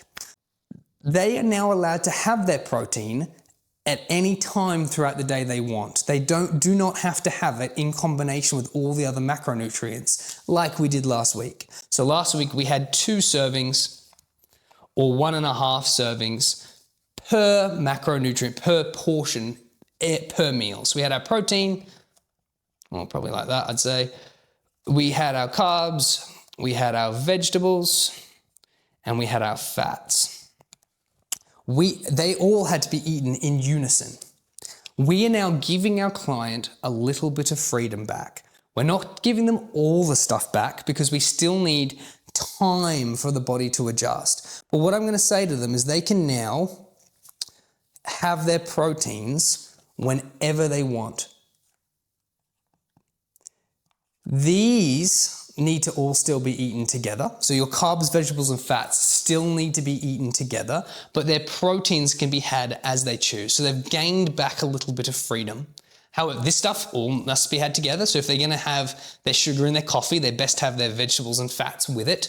And their proteins can be had whenever they want. Now, most clients are going to have them all together still anyway because it's an ease thing. But if the clients are finding that they need to have 200 grams or 7 fists, remember 7 palms rather, 7 palms of protein a day, they might find that they can't ingest that much food and they might have to have a supplement of some description. Okay, they are allowed to make that decision independently. We're not going to suggest they do, but they are welcome to have a protein shake if they're finding that they're not getting their protein serving in it by the end of the day. We're giving them some responsibility back, some freedom back. Okay, that's the point of each week we start introducing more freedoms to them. So keep that in mind, team. That's something that we're allowing them to do. Next thing I want you to do, so now their client knows that how many palms roughly a day they're having. I'm going to get you to give them the printout of the protein sheet. Last week I told you to leave the client a bit ambiguous, let them decide and make decisions themselves on what foods what's a protein, what's a carb, what's a fat, etc., etc., etc. This week we're going to give them the answer to what are proteins. And in the documents I've given you, there is a sheet that says proteins. And it has good, better, best on it, or eat more, eat some, eat less. And those are going to give the client a better idea of what proteins fall under the categories of things they should be eating. Again, super general. I don't need to tell you to eat less dino nuggets and more chicken, and more roast chicken is probably a good suggestion. It's just very broad. It's still within scope of practice. So you can say stuff like, it's understood that perhaps whole foods like steaks, turkey, chicken, and fish is probably better for you than processed foods like chicken nuggets and pies. That is not me telling you to eat what you want to eat. It's telling you that these things probably are not built equal. And that sheet will help them very much with that interpretation. So for proteins, we're going to give them the visual. We're going to tell them what proteins are doing, which is replacing cells and helping with chemical reaction. We're going to give them this sheet of what they should be leaning more towards potentially. And we're going to give them the portions they need to have this week for proteins specifically. Very broad. We're trying to keep this short and sharp. The document will have more information. Do read it. It's going to help you. We're now going to do our interactive bit of the session, which we love. We're going to do our good, better, best, which is my personal favorite part of this program. I love this thing. I personally use this every day. Most of my clients who I talk to use this the most out of any of the little tools that we add to their toolbox. But all this is it's giving them some power when making decisions. So whenever they're making any decisions nutritionally, they get to decide between good, better, and best. From our point of view, it functionally means great, okay, and shit. But we never use negative language in nutrition because everything needs context. A Mars bar might not be good for a weight loss client, but is particularly good for a diabetic. So these are things that we need to consider, or particularly good for an athlete if they need those calories. So we never use negative language, so we use good, better, best instead. And what we're going to do is we're going to pitch the client a situation. The situation I've used in your dossier is you rock up to a service station and it's dinner time, you're miles away from anything, and you get to choose between McDonald's, KFC, and Subway for your meal, for your dinner. You must eat because you're at a calorie. You need to hit your calories for the day. So you must make a decision here. Okay, so our good decision, so our shit decision, is probably McDonald's. It's probably, of those three, the least good option. Our better option, so our medium option, is probably KFC. At least it's chicken. It's probably more of a protein source than McDonald's is potentially. And then Subway's probably our best because we can decide what's going on it. We can decide how many vegetables are going or salads are going with our foods. So that's our good, better, best in that situation. You can then break this down further that if we did for some reason have to have McDonald's, again, an option I give you inside of the document is, do I A, have a double cheeseburger with a large Coke and chips? Do I have a, deep fried chicken burger with a Diet Coke? Okay. Or do I have the chicken wrap with a water? So even within a decision that we don't necessarily have control over, like a McDonald's, we can still make our good, better, best choice. So we're never without option. I don't want clients to ever feel hopeless in nutrition. We always get this chance to make a good, better, best decision. We're going to make a decision that's either going to push us towards our goal or it's going to push us away from our goal. That's all it is. Okay, we're giving clients power back. So an activity I want you to do is you're going to write good, better, best on the whiteboard or on a bit of paper or whatever. And if you're in a big group class, you can get clients to shout out options, or you can write down some options with your clients, something that they might commonly run into, like dinner out with the kids or eating at your parents' house or going out for a social event, and try to either get the group or work with the client to figure out what would be some of your good, better, best options. And then that might take you a little bit of time just to troubleshoot with your clients. Think about if it's a group setting, you don't have to eat everything the group is. You don't have to drink with them. You can still have soda water instead of beer. You can not have as big a portions. You can serve yourself. You are not subscribed and limited to what the group is doing. You are independent, and we're giving the client the power to say no and adjust. Not just say, no, I'm not having it. It's about choosing the best option in the moment, okay? Very powerful. I heavily suggest you use it. Step 4, motivation. We're not going to spend a whole lot of time here because your proteins, your catch up, and your good, better, best is probably going to absorb a lot of time. So all I need you to do is try to get the clients to focus on something that motivates them and get them to write it on the sheet of paper.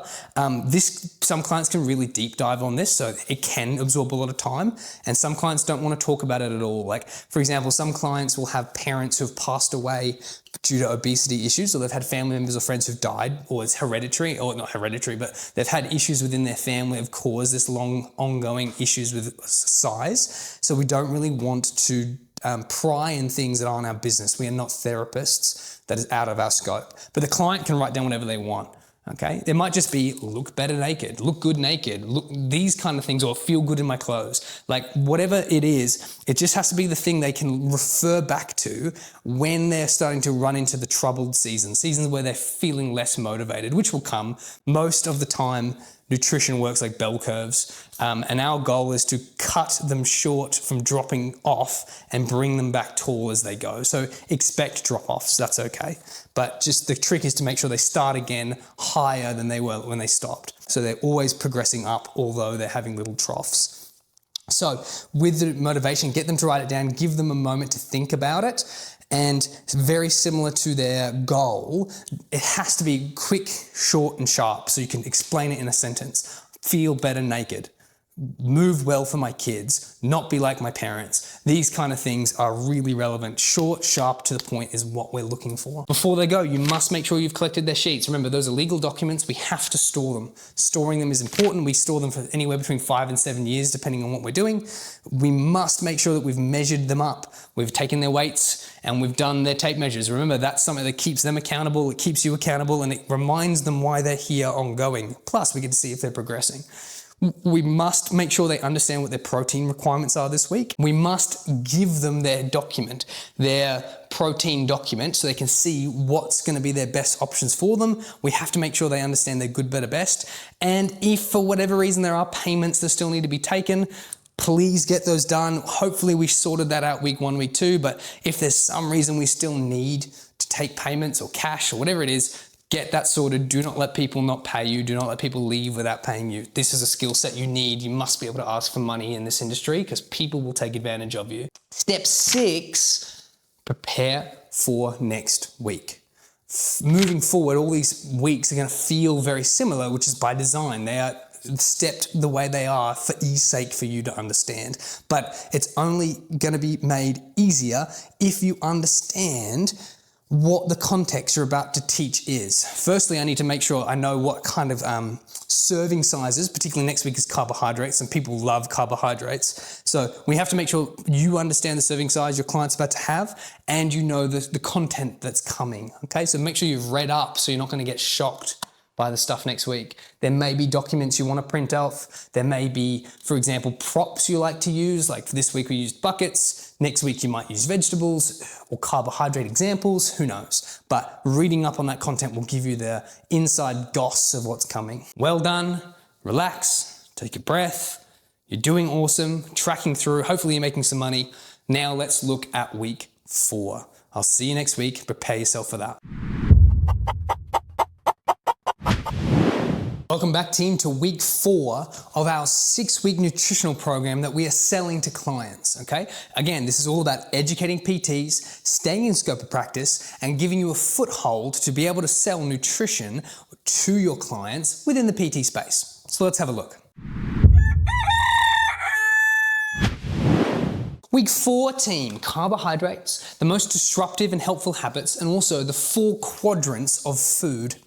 Now, this is a big week, team, mainly because people are really interested in carbohydrates because they're associated so much with weight loss and weight gain. So do expect a lot of questions. Let's do step 1, the check-in. Let's weigh our clients in. Let's do our tape measurement, same as we do every single week. Again, we're trying to get the clients to be aware of their progress, to keep them engaged with our program, as well as it helps us track to make sure they're improving or not improving with our program. Okay, we have to make sure that they're always trending towards what we're trying to do for them. We need to make sure we have our general chat with them. How did they go last week with proteins? This is your time to speak less. Let the client talk to you. Let the client tell you what went well for them. Let the client tell you what didn't go well for them. Nice and consistent. Don't monologue to them, only answer and help their questions, and ask open-ended questions like, tell me something that went really well last week. What didn't work for you last week? What did you find hard? What did you learn? Did you use your good, better, best? How did you use your good, better, best? Try to avoid questions that can be answered with a no or a yes, because that kills the conversation traditionally. Hopefully you're getting quite used to this habit of this check-in process. It may take anywhere between 10 and 20 minutes depending on how engaged your clients are. If you're in a big group setting, you can get people, either point people out, which I'm not usually a fan of, but encourage the group to throw out some things that went well and what didn't for them. Just like every week, I do really encourage that you're following along with us with the dossier or the document that I provided. It's in the links, so just follow them. It has everything you need, all the printouts, all the scripts, all the stuff that you're going to use for this program. And if nothing else, if you just had those documents, you can still do this program. All of the props and all of the printouts are just added butter. You can just send these things to the client to print off themselves. You don't need anything other than this video and those documents. Let's have a look at carbohydrates. This is step 2, carbohydrates. Let's start with some facts that you can tell your client. Again, staying in scope of practice. Again, peak clients are super funky towards carbs because they're associated with fat, about putting on weight, okay? So people get really funky around this topic. However, they do a lot more than just that. They're incredibly important in your body. So I really need you to emphasize to the client that within your body, anything that requires energy is usually pulls from our carbohydrates, from our energy, from our glucose storages, or our storage of energy within our body. So we have a thing called active transport, which is cells and enzymes and bodily functions that work using energy, and that requires energy from us. Anything that needs energy traditionally will need carbohydrates. The pulses that your body and brain send out to allow muscles to function and to tell stuff to work, that requires energy.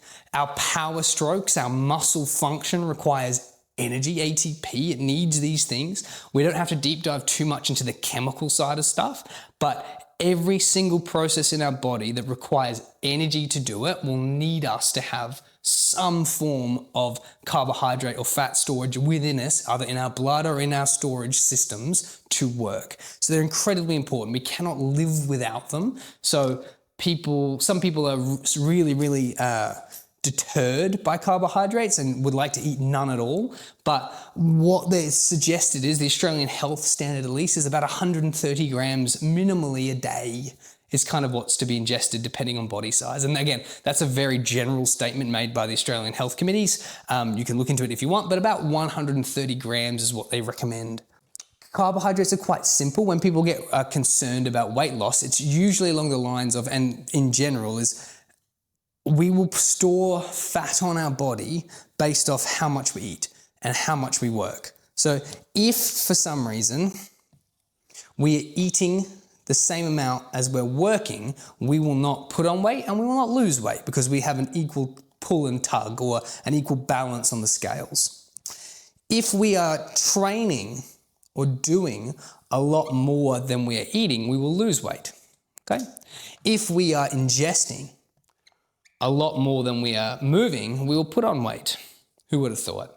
The real thing you need your clients to understand is that when anything is done in excess, the body freaks out. So if I train in excess and eat very little, it will trend them very quickly to sickness, injury, and your body to yo-yo and freak out. And it may even store fat because it's in freak out zone. If I eat super lots and not train very much, I'll store fat and my body again goes into freak out mode. Just like I've been preaching this whole program, and what I need you to tell your clients is your body really likes slow changes over long periods of time. So the word consistency is going to be brought up a lot, but we need to stay consistent.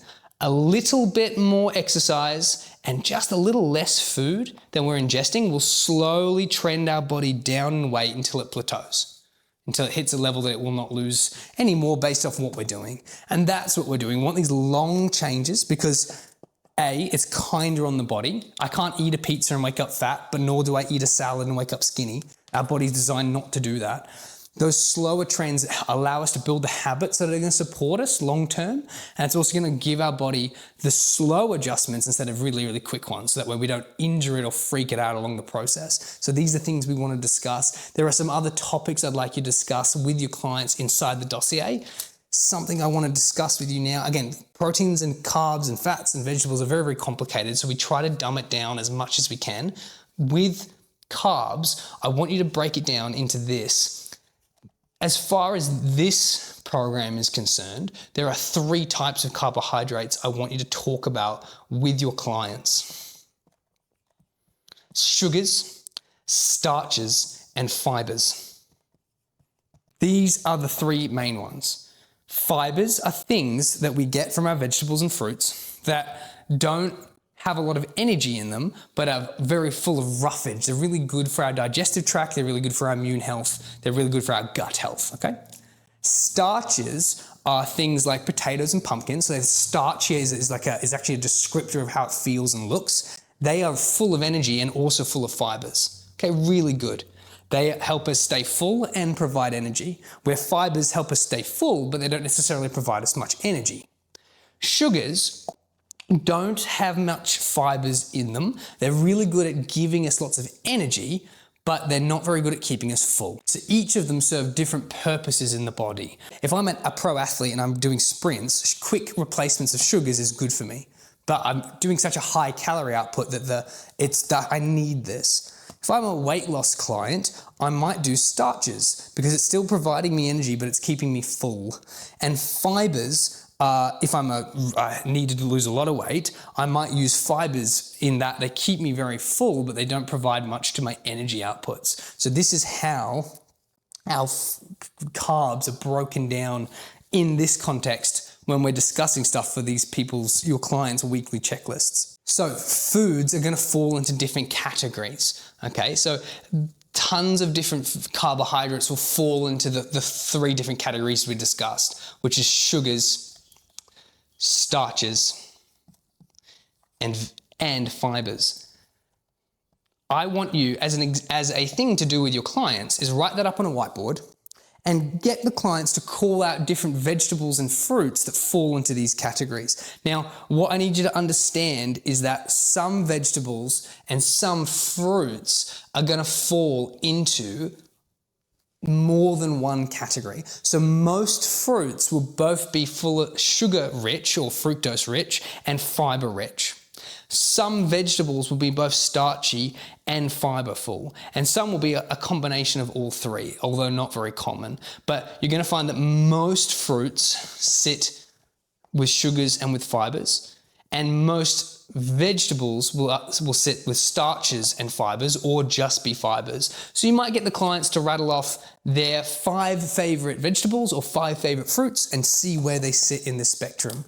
What you're going to notice is not all foods sit in this space for carbohydrates, just our fruits and vegetables at the minute. We are in a moment going to look at stuff like pastas and rice and other carbohydrates that are relevant to your clients' nutritional goals. But these are the main things, because these are the things that are most holistic, foods that I can look at and identify. And this is something we discuss with our clients. The more whole food related, usually the better it is for us. Just like a chicken dino nugget doesn't look like a chicken or a dinosaur, we don't really know what's in it, versus a chicken breast is something that's quite obviously a chicken breast. So when you look at the spectrum of health, I would always consider what is probably going to fall into my good, better, best. And vegetables and fruits are usually on the top end of our good, better, best, where stuff like pastas and breads, there's a little bit more complicated, so it's always a little bit more challenging. But for now, write up sugars, starches and fibers on a whiteboard or a bit of paper, and just ask your client to do the top 5 or quickly rattle off some vegetables and see if they can figure out where they fall in the sugars, starches and fibers category. Just an exercise to kind of get their brain thinking about these 3 major things. After we've done that activity, we're going to give the clients what their carbohydrate intake for this week is. And it's the same as proteins. So the client's proteins are independent of the eating everything together meals. They're independent. They gained that freedom back to have whenever they want. Carbs are now the same. They can have their carbohydrates whenever they choose. Okay, carbohydrate ingestion in this program is not as relevant as proteins. You could deep dive into when they're preferred throughout the day, but it's too complicated for this level of program. So they can just have it as they choose to have it, okay? So we might say to the client, they might have to have 8 cups of carbs a day, and they might have to have 6 palms of proteins a day. So they can have those at any time throughout the day that they choose. However, their vegetables and their fats, they still need to have 2 servings per meal, and they must be ingested together. So they could, in theory, have some chicken breast with some rice or with an apple or whatever independently. But if they want to have their fats, they need to have it with the vegetables and vice versa. Again, we're starting to introduce more freedoms. It becomes less and less relevant as we go, but we're still just trying to get those clients to slowly introduce their different macronutrients and their understanding of stuff. That's why we're slowly giving them these freedoms back. Again, follow the documents, follow the steps, and follow the dossiers if there's any problems around understanding of that. But what you should do is give your clients the exact servings they need in cup form, and then you're going to give them the printout document. In the week 4 printouts, you should have that document that's stuff they should eat often, stuff they should have sometimes, and stuff they should try to avoid.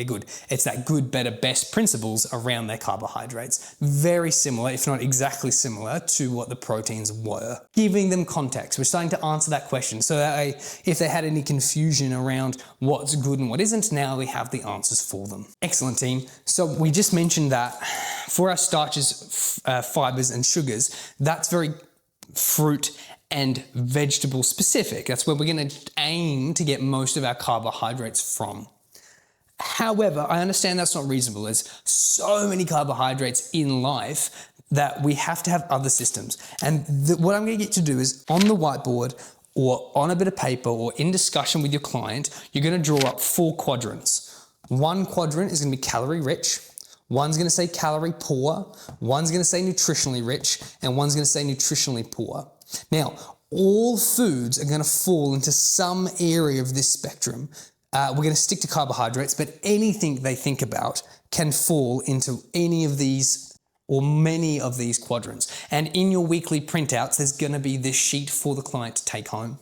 So when we think of stuff like candy bars are really, really calorie rich. So high in sugars means there's a lot of energy, there's a lot of go. It's going to give you a big boom, a big burst of energy, which is a really good thing if you're an athlete or you're trying to put on weight. We need lots of calories to do that.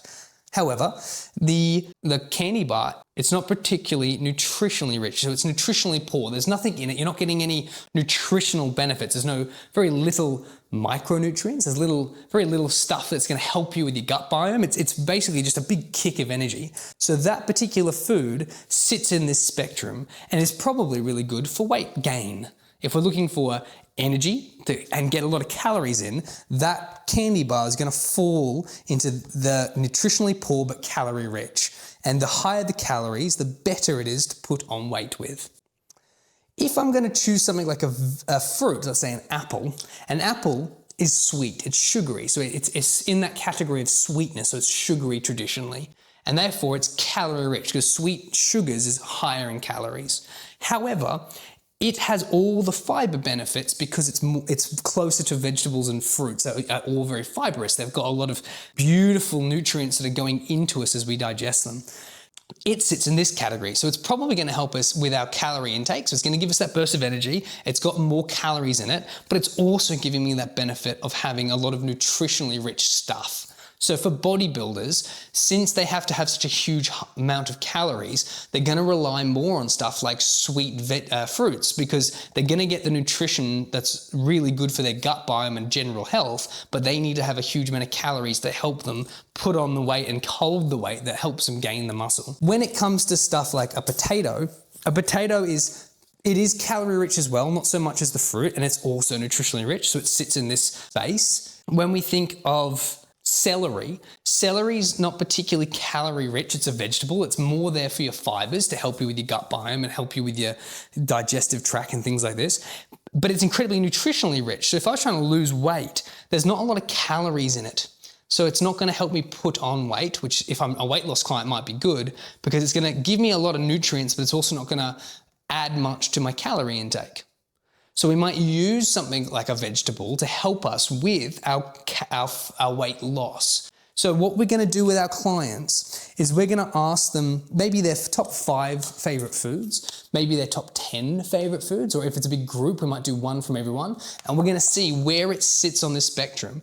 Remember, higher calories means more weight gain. Lower calories means less weight gain. Nutritionally rich means it's really good for the body, and nutritionally poor means there's not really much in it. So like a biscuit is both calorie rich and nutritionally poor. There's not really anything in it that's helping towards my overall function other than it's giving me a ton of energy. So it's a really good little thought experiment to do that with your client. Just break down their top 10 favorite foods, and this will help the client understand the general carbohydrates and foods, where our starches, sugars, and fibers was more about our vegetables and our fruits. This is all of our foods, and particularly all our carbohydrates. So use this system.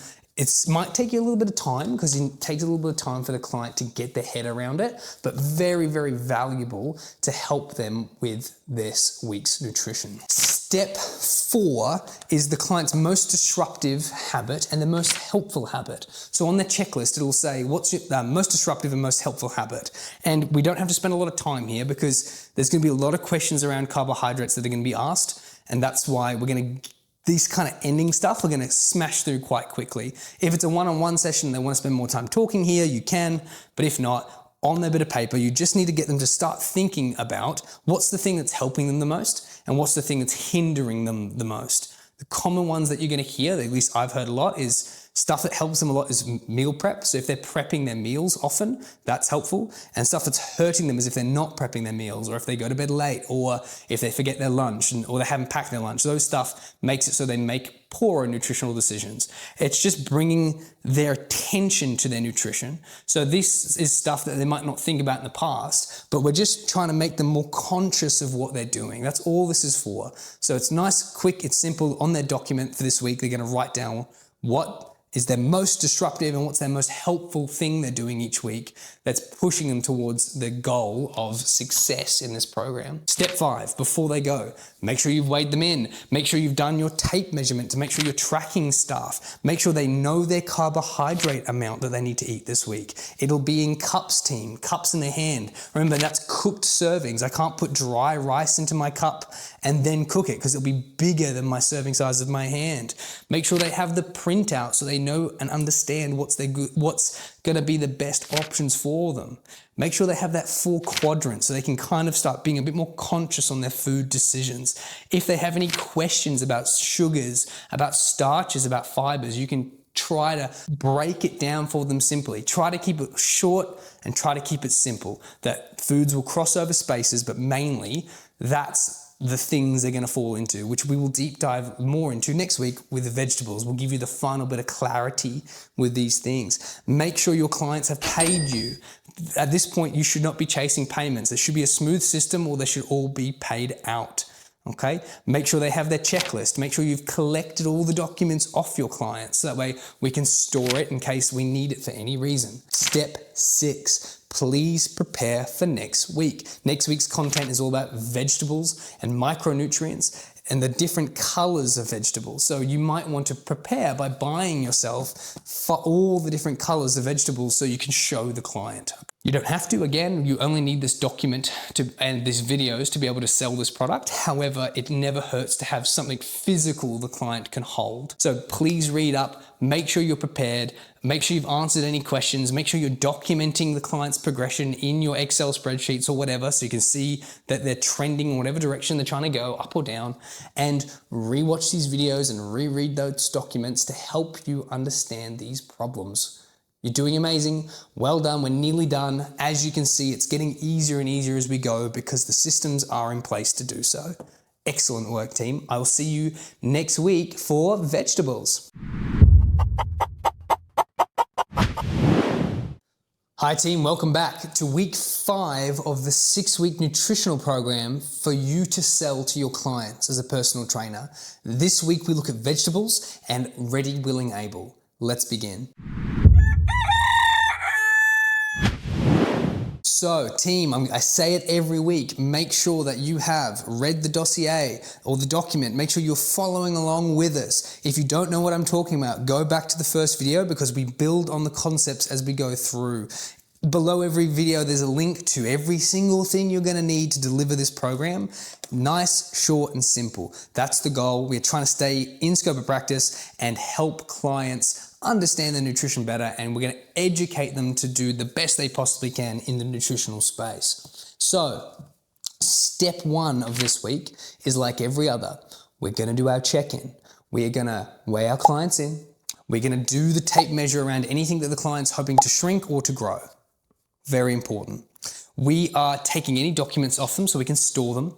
We are letting the client discuss with us anything they found challenging, everything they found really good or fun or notable, and we are troubleshooting any problems that they're having. If they're having troubles with ingesting enough water, we suggest that they slowly increase their water by 100 mils every week. If they're not getting enough steps, we might encourage them to do 200 to 500 extra steps a week as they progress. If they're pulling up sore, we might encourage them to do 2 minutes of stretching a night.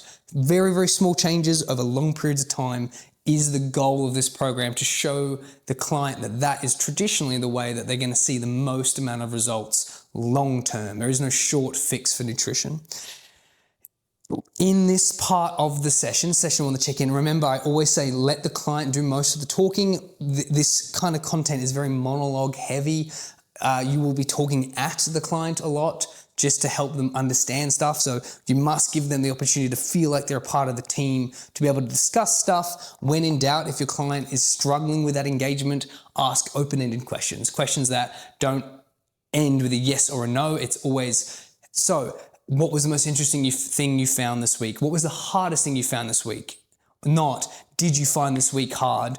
Did you find this week easy? Because that's a yes or a no answer instead of an open-ended question. Step 2, let's talk about the main concept of the day, which is vegetables. All I need you to know, and what I need you to relay to the client, is that vegetables fall into the category of carbohydrates. They cross the line, because last week we discussed about carbohydrates, that there's sugars, there's starches, and there's fibers. That is some of the main things, at least in this context, that carbohydrates fall into. Our vegetables are responsible for a lot of the fibrous stuff in our bodies. They provide lots of micronutrients to your body. Macronutrients are big. Think protein, think carbs, think fats. These are big macronutrients. In fact, we can even chuck water into there because water is incredibly relevant. These are massive things. Micronutrients are little things like your vitamins and your minerals. They do a hell of a lot in accumulation, but only tiny things by themselves. And how you're going to pitch this to the client is this. Think of your macronutrients as the body of your car or the engine. It's a big, visible thing, and we understand what it does. The body keeps us in it, and the engine is the energy-providing thing inside the car.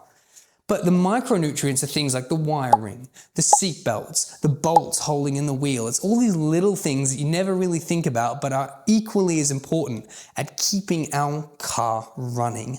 With vegetables, we use vegetables to help with weight loss. So traditionally, a lot of clients use vegetables, and particularly fibrous vegetables, to help appetite suppressant, to fill us up without kind of introducing too much calorie intake. So last week we talked about the 4 quadrants of foods, how we have stuff that's calorie rich, calorie poor. We have stuff that's nutritionally rich and nutritionally poor. That's fine. Vegetables sit traditionally in the calorie poor, nutritionally rich space. Starchy vegetables like potatoes are really good at giving us energy and filling us up, where stuff like broccoli and things like celery provide lots of space and very vitamins, like very rich fluids and very rich vitamins, but they don't necessarily contribute much to our calorie input. So for weight loss clients, traditionally they rely quite heavily on vegetables. And when we're manipulating a client's macronutrients, we might add more vegetables and reduce carbohydrates to help people trend towards weight loss if their weight is not changing. Okay, so it's very valuable in that regard, okay? And in the document, in the dossier, it's gonna tell you some of the things we're gonna mention to the client, as well as some of the scripts to follow. So don't stress if you're not quite sure what to tell the client. I understand that vegetables and carbs, since they cross over a little bit, can be confusing. For example, fruits are both vegetables and carbohydrates in this context, okay? Since they are giving us energy, nutrients. They're doing 2 things, okay? So they fall into that category. So some people will use vegetables both in their carbohydrates and in their vegetables. So the reason we don't muck with people's vegetables, usually we say fists. I tell clients you can have as many fists of vegetables as you want. So you've probably noticed this week there isn't a set amount of vegetables the client needs to eat. It should say somewhere between 6 and 12 vegetables as hunger requires. People will tell me, well, doesn't that mean my clients will overeat? No, because if I've told my client they're only allowed 4 cups or 4 servings of carbs a day, or 6 servings of carbs a day, depending on their goal, they can't exceed that amount with their vegetables. If they hit their 6 cups of, let's say they choose to have potatoes and pumpkin and fruit, they quickly find that they've hit their 6 cups. If they want to eat more, they now need to rely more on the fibrous vegetables, stuff that isn't very calorie rich, things like cauliflower and things like carrots and things like broccoli, stuff that doesn't have a huge starch or a huge sugar content. Does that make sense? Read the dossier or the document if you're at all having issues understanding that concept. What I need you to do is this. The activity this week is we're going to write on a board the 5 colors that you're going to run into for vegetables. You're going to have red. You're going to have green. You're going to have white, orange, and purple. The one that confuses everyone. When we're talking about the colors of vegetables, if I was to get 1 serving of each of these colors, you would more or less get most of the nutrients we need to get out of vegetables. So we stick to the 5 colors because it's simple for clients to understand. So when we're dissecting the vegetables or the fruits that we're ingesting, the inner tissue, the inner flesh of the vegetable or fruit is the color that we're going to use. So for example, an apple may have a red surface, but it itself is a white vegetable because the inside of it is white. A blueberry has, yes, a bluish outside, but it's purple on the inside. Same with like purple spinach or eggplant. It's more purple than it is any other color. So what I want you to do with your client is you're going to write up these 5 colors and you're going to ask for 2 to 3 examples of vegetables or fruits that they like of these colors. Quickly, you might get tomato, you might get green beans or broccoli or something.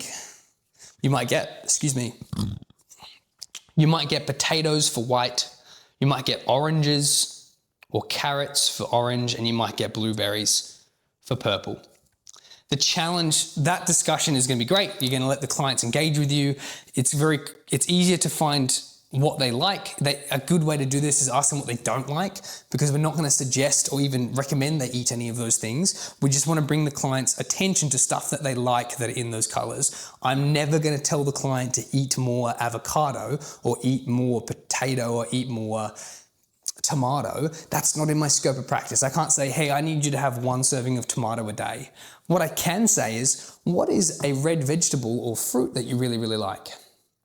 Tomato, that's excellent. This week, I need you to have 1 serving of each of the colors of whatever vegetable or fruit that you like of your choice. It doesn't matter what it is, but it has to be something that you like. So see the difference? I haven't prescribed them to do anything. That's out of my scope. What I have done is they've told me what they're already eating, and now I'm giving them a recommended serving size, which is all just based off the literature. That's not something that I'm making up. That's just what's suggested by the health commissions, okay? So the challenge this week is I want the clients to try to have at least 1 serving a day of each of the colors of vegetables. That's the challenge. So we're going to give them the document this week that's similar to the proteins and the carbs one. There's 3, it'll just give them all the different colors of vegetables we're discussing and some examples of what they can have. And that's going to be in your link. That's going to be in one of the printouts you're going to provide. Vegetables are a little bit easier because, again, they don't have necessarily a set serving size. We just ask that they have no less than 1 serving size per color. They can have as many as they want, but we try to aim for no less than 1 serving size per color. Usually 6 to 8 is kind of what we find most people run with. Over time, guys, I need you to understand that most clients will fail on this aspect of the nutritional course because it's too much brain power.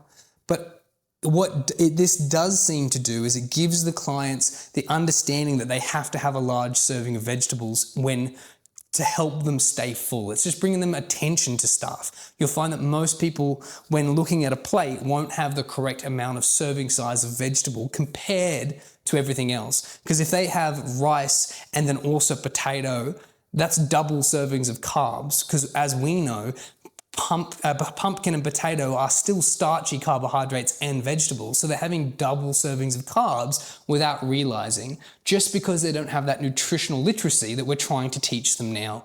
So these are things I need you to remember, and these are things I need you to consider. But just for this week, give them that printout and go through with them on the whiteboard each of the different colors and some things and vegetables and fruits that relate to those colors. Even better yet, if you're a visual kind of trainer, buy one example of each of the colors and show them so they can hold it in their hand. Massively valuable to be able to hold these things in your hand.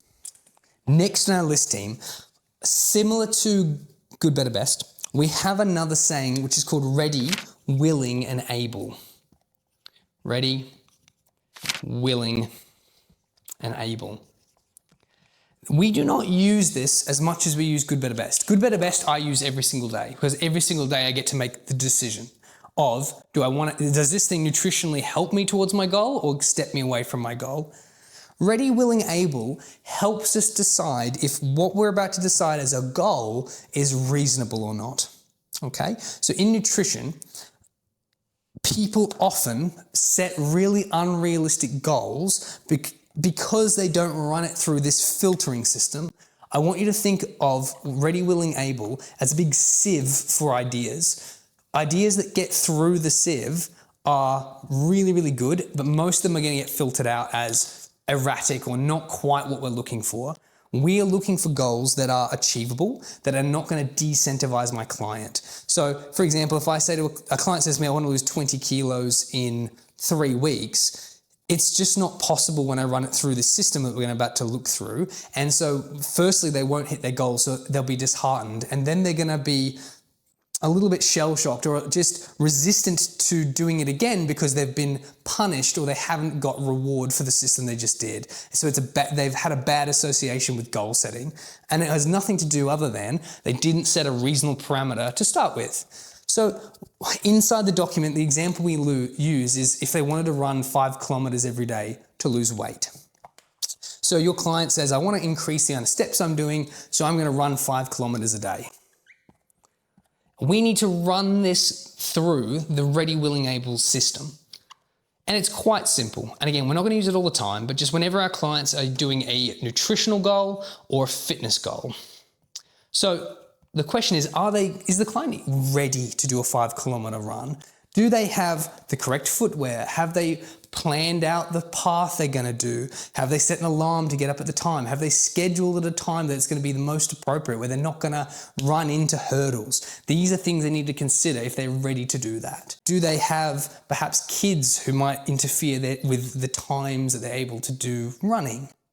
Willing comes down to, are they willing? If let's say they don't really have time to run in the afternoon, so they have to run really early in the mornings. The question is, are they willing to do that? If from their ready assessment, they find they really only have time to run at 5 o'clock or 6 o'clock in the morning, are they willing to do that? They might find through their ready that the path they have to take is through maybe a sketchy area. Are they willing to run through that sketchy area?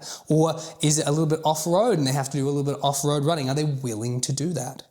And then able, are they actually physically able to do the task? Can they run 5 kilometers? Have they ever run before?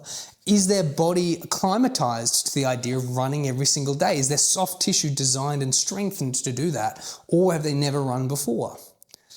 Our goal is not to disincentivize, it's to rationalize what is reasonable. So we get this goal, we run it through our system. It may be that that's not reasonable for them. It may be that it is fine. They do have a path. They are absolutely got a time frame that they're willing to do it in, and they're physically strong enough to be able to run 5 kilometers a day, but they may not be. So instead we might say, hey, look, we're still going to run 5 kilometers because you're ready, willing, and able. The 5 kilometers isn't the issue. Running every day, maybe you're not ready, willing, and able to do that. So we're only going to run 3 times a week. Instead of getting up at 6 o'clock, we might have to get up at 7 o'clock because kids are a limiter. We might find that we're in a dodgy neighborhood. We have to drive a little bit out of that neighborhood. We're just trying to find solutions to make it so that this goal can be done at a 90% accuracy. How we know that we've chosen something appropriate is that it can be done at 90%, meaning that if I was to give them a checklist on this goal, and this is why we do it for nutrition, anything less than 90% was too big of an ask. So if my client I've asked them to have vegetables every single day, and we're finding that they are not getting there. They're only doing 60% accuracy. So they're good on Mondays, Wednesdays, and Fridays, but for some reason the other days, they cannot get their 5 servings of vegetables. I've asked too much of them at the minute in their life. That's not to say they're a bad person. That's not telling that they're not doing the stuff, they're ignoring you or they're being rude, or we're just asked too much. And for not everyone's starting at the same spots. So we as their coach need to be able to adjust the program to be able to help the client reach the 90% goal. Okay? So your client, you might only ask them over time, you'll drop the requirements until they're getting 90%. So you might back it up until you're just back to water and steps. And when they get 90% accurate with water and steps, then you progress them onto proteins. And it might take the client 3 weeks to then get proficient with proteins before you move them on. So if you're doing a one-on-one setting, you can really slowly introduce strategies to get towards 90% instead of dumping them all at once. In a group setting, the herd keeps everyone together. If they fall behind, it's harder to help them because there's so many people to help. But the point is 90% consistency is the goal that we're trying to achieve for our clients, and is a good indicator if the content you're giving them is too much. If they're falling behind, you might need to pause, let them catch up, and then continue on. Okay, just to give you some context of, don't beat your clients up if they're not getting the consistency you're after, and don't beat yourself up because it might not be a delivery problem. It's just we haven't looked at what some of the core issues are. Remember, this is a very condensed, intense 6 weeks, where usually I might do this program over the period of 12 weeks or a year, depending on my client's need. But right now, keep in mind, this is just to lay the foundations, which is going to be very helpful for you in the next step when we upsell the client to the next step. So them not getting 90% is a good upsell for you later on. But if the client understands that 90% is the goal, and also describe to them exactly as I just did to you about why they might be finding themselves fail, and that we like to run with this 90% before we move on, this might be where we start introducing the upsell that we'll look at in the following weeks. Before they go, make sure you've taken all the documents off them, you've weighed them in, you've done your tape measure, you've discussed with them the 5 different colors of vegetables, they understand which vegetables they want, you've given them the relative printout sheets that correlates with them. Hopefully you're not still taking money off them. That should have been well since resolved. We make sure that they understand their carbs, they understand their fats, they understand their steps, and they understand their water. Everything should starting to be quite smooth now. The last thing to do is fats, which is next week, of course. What I need you to do for step 5 is prepare for next week. It's one of the last weeks, or it is the last week. So we're going to add on how to upsell, and we're going to look at where we can start funneling our clients so that we can continually make money, and so we can start putting them where we think they're needed. And also it's going to touch on probably the most complicated topic, that is fats. Okay. So please do read up on it. Make sure that you're well aware, go over the content, rewatch these videos as much as you can until you're feeling confident, and then I will see you next week for fats. All right, team, welcome back to the 6-week nutritional program that you can sell to your clients. This week, we're going to look at fats and how to read food labels. This is the last week, so get excited.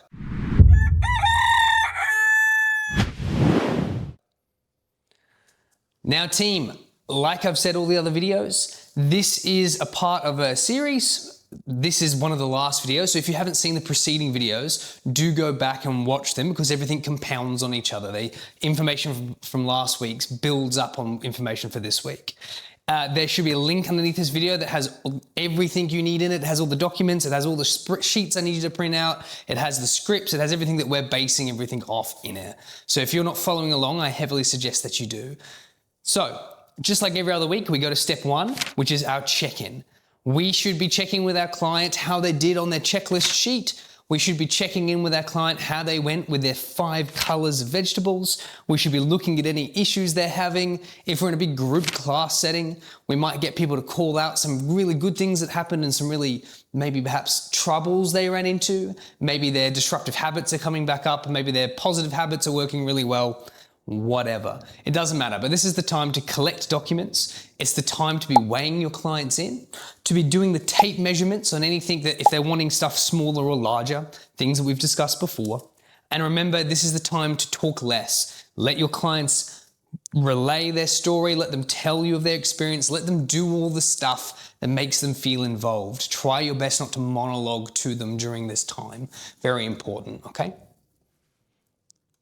When to help your client engage in conversation, if they're not very chatty, ask open-ended questions. Don't ask questions that result in a yes or a no. So instead of saying, did you have a good week this week with your nutrition, which would suggest a yes or a no, say, tell me something good that happened with your nutrition this week.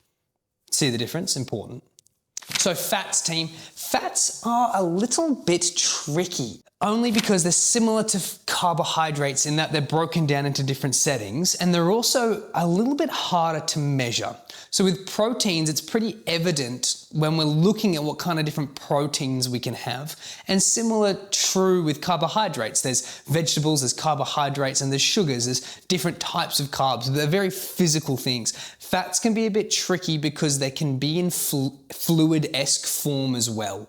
So it's harder to measure stuff sometimes. So just keep that in mind. What I need you to relay to the client, there's some information in the document. One of the things is that fats are incredibly energy dense. So for 1 unit of fat is about 9 calories of energy. They're very, very dense, where comparatively carbohydrates are about 4 calories of energy per unit, roughly.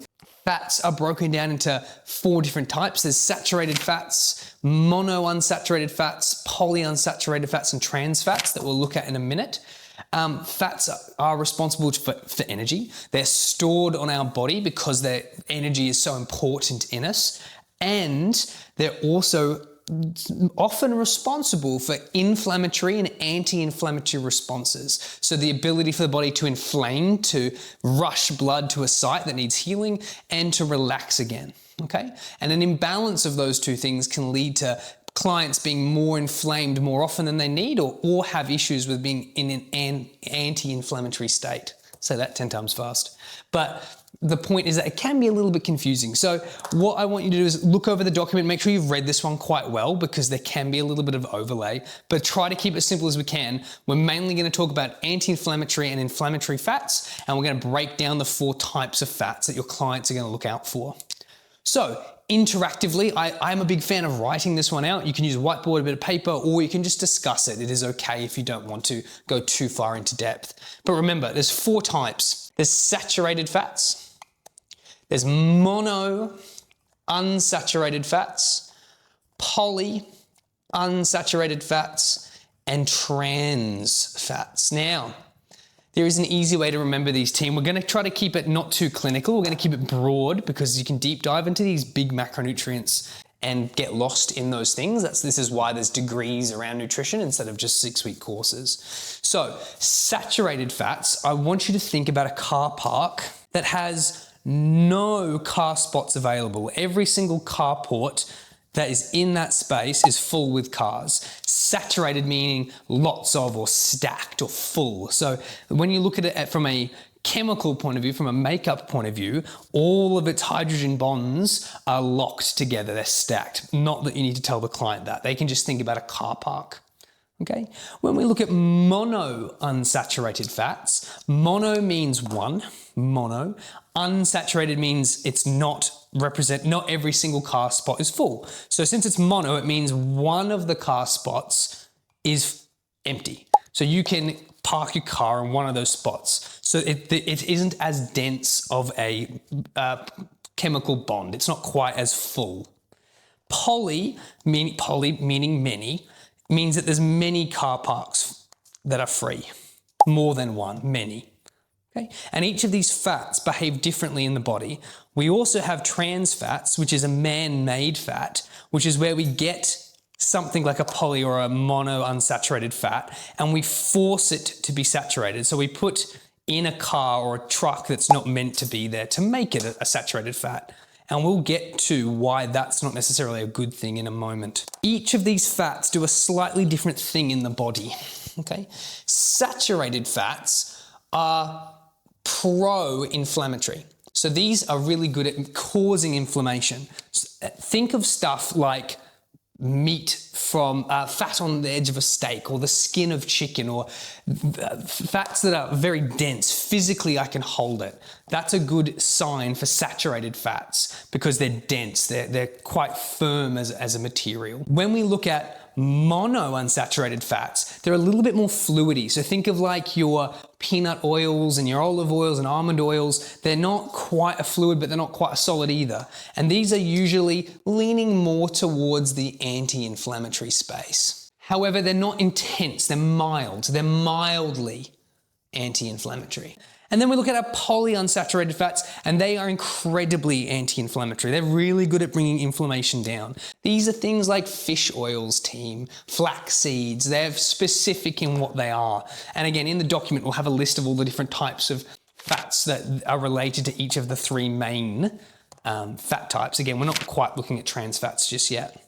Most of your clients are gonna eat saturated fats the majority of the time, and most of the populace does. And in our fact sheet, I suggest that some of the stats in Australia at least represent that most people are at a ratio of 20:1 from inflammatory, stuff that inflames you, to anti-inflammatory, which is quite out. Usually we want somewhere between 3:1 or 1:1 ideally. So when we're looking at our fats, the reason people sometimes struggle this week is because we're trying to balance our intake between these three main ones. Stuff that brings inflammation, stuff that's mildly anti-inflammatory, and stuff that's quite anti-inflammatory is how we want to balance this out, okay? In the dossier and in the document, have a little read through these different types, but the best way I've always found, and the way I use the most with clients, is I tell them about the car park and I tell them what each of these types of fats do.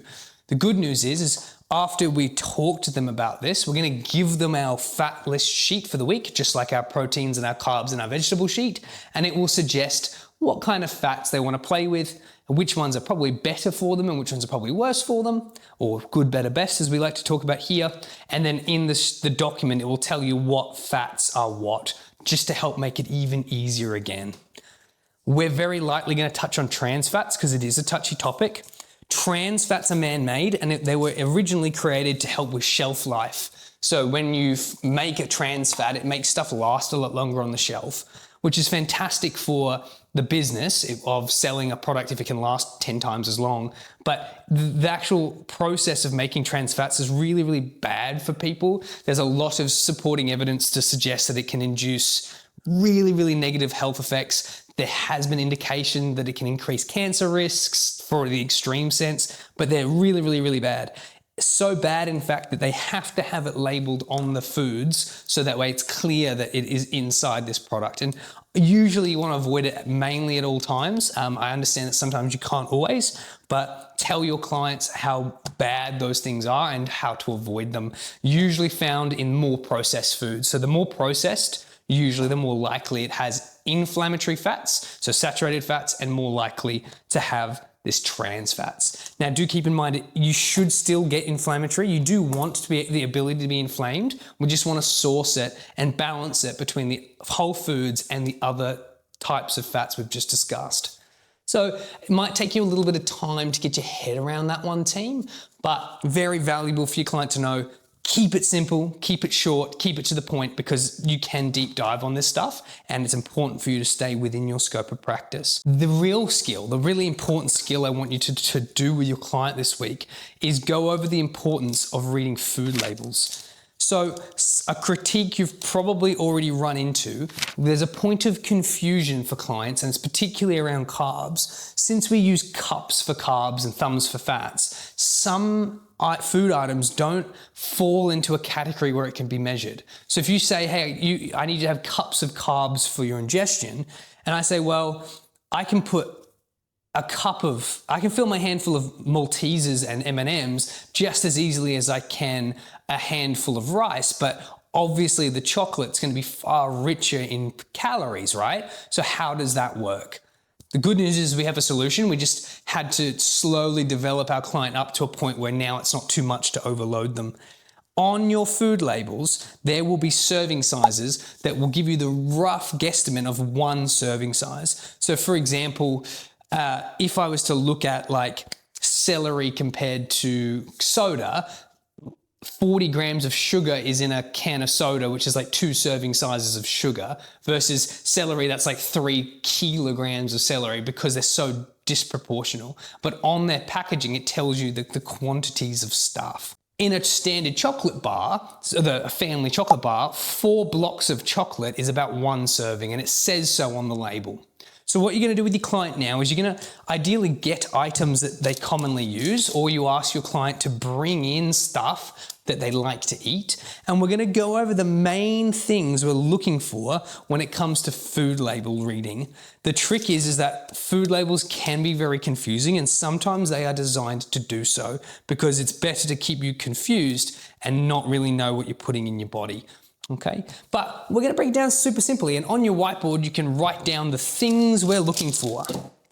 Thing 1 is the serving size, kind of what we just discussed.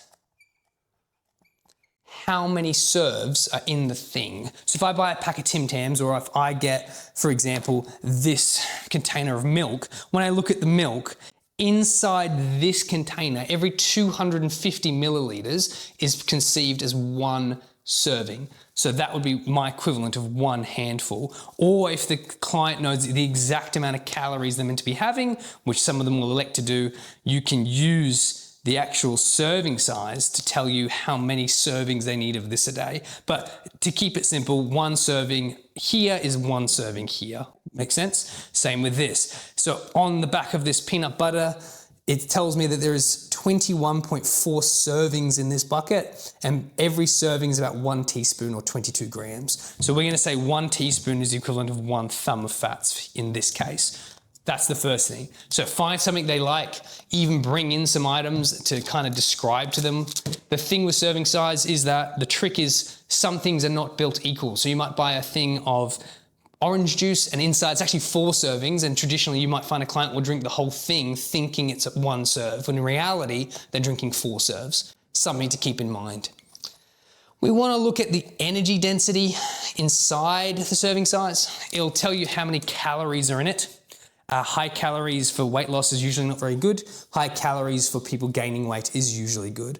But if it looks like it's a really high calorie content, so example, this being mainly a fats, it has energy servings of 510 kilojoules per serving, which is high, but as it should be, because fats are really condensed with energy. They're very, very, very energy rich. They digest slowly, but they're very energy rich. That's their job. They're good at being energy rich. It's why we store it. We want to look to see the fat content on our item of food. We are looking for trans fats. We want ideally no trans fats. And then we want lower saturated fats, ideally, because those are our inflammatory fats, and I'd rather you source them off visible things. So for example, in this one, there is no traces of trans fats, and in this one, there is very low. There's 1.7 grams of saturated fats per serving in this. So that's quite high for saturated fats on this particular serving, or at least it's something to consider. When I look at all of them, it tells me what each of there's less than a gram of poly, less than a gram of mono, and there's 1.7 grams of saturated. So this peanut butter is more, at least this peanut butter, is more saturated fats than anything else. So when your client is documenting this, they document it as saturated fats. We want to look for low added sugars, if I can, no added sugars. Why? Because sugars are high in energy. They increase the calories of stuff. So when we want to lose weight, we ideally don't want to mess with our calories too much. We're leaning more towards calorie rich and nutritionally rich instead of calorie rich and nutritionally poor. So sometimes sugars can be snuck into stuff to make it more energy full or more calorie full than we want. If we're a weight gain client, or your student is or client is a weight gain client, we want to direct them more towards things that are going to help them boost up those calorie inputs. We're looking for high fiber, and we're looking for high protein. Proteins are not well stored in the body, as we know. They don't get stored very well. It's like that bucket with a hole in it. That's eventually it just leaks out. Same with our fibers. Our fibers are not particularly, they're very, very good for our GI tract. They're very, very good at helping us move food in our body. It helps us with our immune system. It helps us with our stools. Fantastic. It also keeps us full, and it's not particularly calorie dense. So we're looking at the protein servings of stuff as well as the high fibers of stuff. For example, each one of these protein bars 1 bar is 1 serving. So that makes it nice and easy. Each bar is gonna give me about 20 grams of protein, okay? So depending on the size of you, that might be 1 serving size of protein, give or take. Okay. We want low sodium. We didn't discuss much about sodium, but sodium and water have a very direct relationship. We were not going to look too much into it, but when we talk about sodium and water, high salts can lead to dehydration, and higher salting stuff may affect our water balance in our body. So we're looking traditionally for low sodium. We can comment a little bit on those things. Again, not in this program, but something for you to look into as you progress through your journey. And then I want a short ingredient list. Really, ingredients. Why do I want short ingredients? Because the less stuff in it, the more stuff that I can understand that is in this thing, the better it's going to be. If I'm looking at a bunch of incredibly scientific long words, it makes me fearful because I don't really know what's in it. So it's quite concerning when my item of food that should just be a protein bar or a candy apple or something is full of stuff that I've never heard of. If you ever have a look at the back of an energy drink, and if you know half of those words, it's always a bit more than I'm willing to ingest. However, they are delicious. So keep stuff short with your client. So when you're going through this with your client, serving size, energy, low to no added sugar, high fibers, high proteins, low sodium, and keep those lists short. The more confusing the list, the less you understand, the more problematic it is, because you don't really know what's in it and what's going in your body for the client. Now let's look at the upsell. So we have done functionally all of the things. We've done water, we've done steps, we've done portions, we've done protein, we've done carbs, we've done veg, we've done fats, and we've done all the stuff that encompasses that, like food labels. We've done your different good, better, best, your ready, willing, ables. All functionally, the concepts are now finished. The client is functionally done with their fats this week. Your challenge for them is to get them to balance whatever the fat servings you have for them, whether that be 9 or it be 18 or whatever it is. You're trying to get them to balance it evenly between the 3 fat types. That's their challenge. That's why it's a little bit tricky. But they functionally have everything sorted now, yeah? So now we've got to upsell them. How do we continue them to stay with us in what we're trying to do for them? Because 9 weeks is not enough time. Let's be real. It's enough time to give them the general outlook of how to do stuff, but they won't see massive change in 9 weeks. They will feel amazing, but you won't see huge weight loss in that time. Okay, so you've got a couple of different options when we're looking to upsell. Personally, I have a second half to this program. So I have my weeks 1 to 6 is all about fundamentals. And then I have a 7 to 11 that we then sell how to implement this stuff and not drop off, because the mental side of nutrition is really, really important.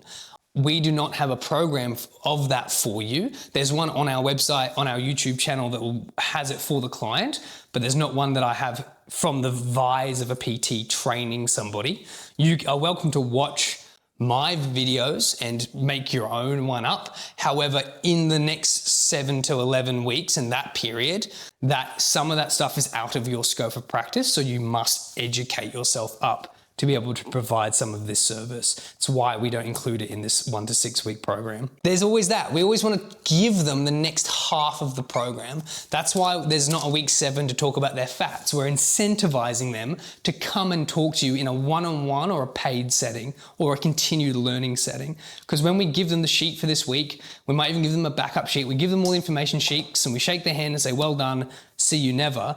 They still want to check in with you to see that they're doing the right thing, and that is how we're going to get them into the next round of whatever it is we're selling. Remember, it's always continued education. After you graduate, you then get your master's and you get your PhD. There's always another thing to sell. So that's one option. We have the second half of this program that currently is not available. We have personal training. So now that they've got their nutrition up to snuff, it can change our approach to PT. Now they trust you because what you've given them works, what you've given them is evidently effective. So now we can funnel them into personal training, However, not everyone will want to do that, but that's a great funnel to start putting clients. We can funnel them into your group class.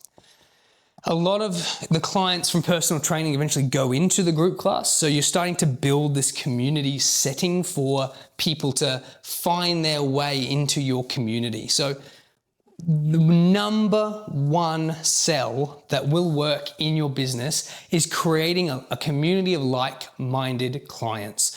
If your group class is functionally a big group of people who follow your processes and understand the teachings that you have, they have a click and usually they'll stick together. Very, very important to make a click for people to join into, because it's community that keeps people training long term. Number one rule is if you don't, you will do whatever your friends are doing as a rule of thumb. So if all of your friends are in this group class, because this is where you've been going for 2 hours or 1 hour a day every day for the last 6 months, or in this case 6 weeks, you will develop friendships and you want to hang out with those people, and what's a better time than to go to your group classes? So very, very important. Those are my usual 3 options. Personal training, some people will want to be reiterated with this program and you can go through it with them again in a one-on-one setting. You can send them to your group training or perhaps a group nutrition class. Maybe you can upgrade them from the personal nutrition to group nutrition. And eventually, once you've gotten the first 6 weeks down to a fine art, you can start developing your next set of 7 to 11 weeks where you continue on the process. Again, you are welcome to base your 7 to 11 weeks off the programs that we have on this website, or you can develop your own after you get your education. Do keep in mind of your own scope of practice, because I will not be guiding you through that process. Now that you have finished with the client, you can decide if the rates and what you're charging them are going to increase if they decide to stay on board. Depends again on your confidence levels, depends on your skill levels, and depends what upsells you're using. But make sure that if your skill set requires higher payment because you're more niche or you're better, you're more skilled than you were, make sure you're charging appropriately, team. The last thing I want you to do is undercharge your services, because people trust you less if you're weirdly cheap but the service seems really good. They get a little bit reluctant, which is an interesting fact for you. Another big upsell, I mentioned that group settings is really important.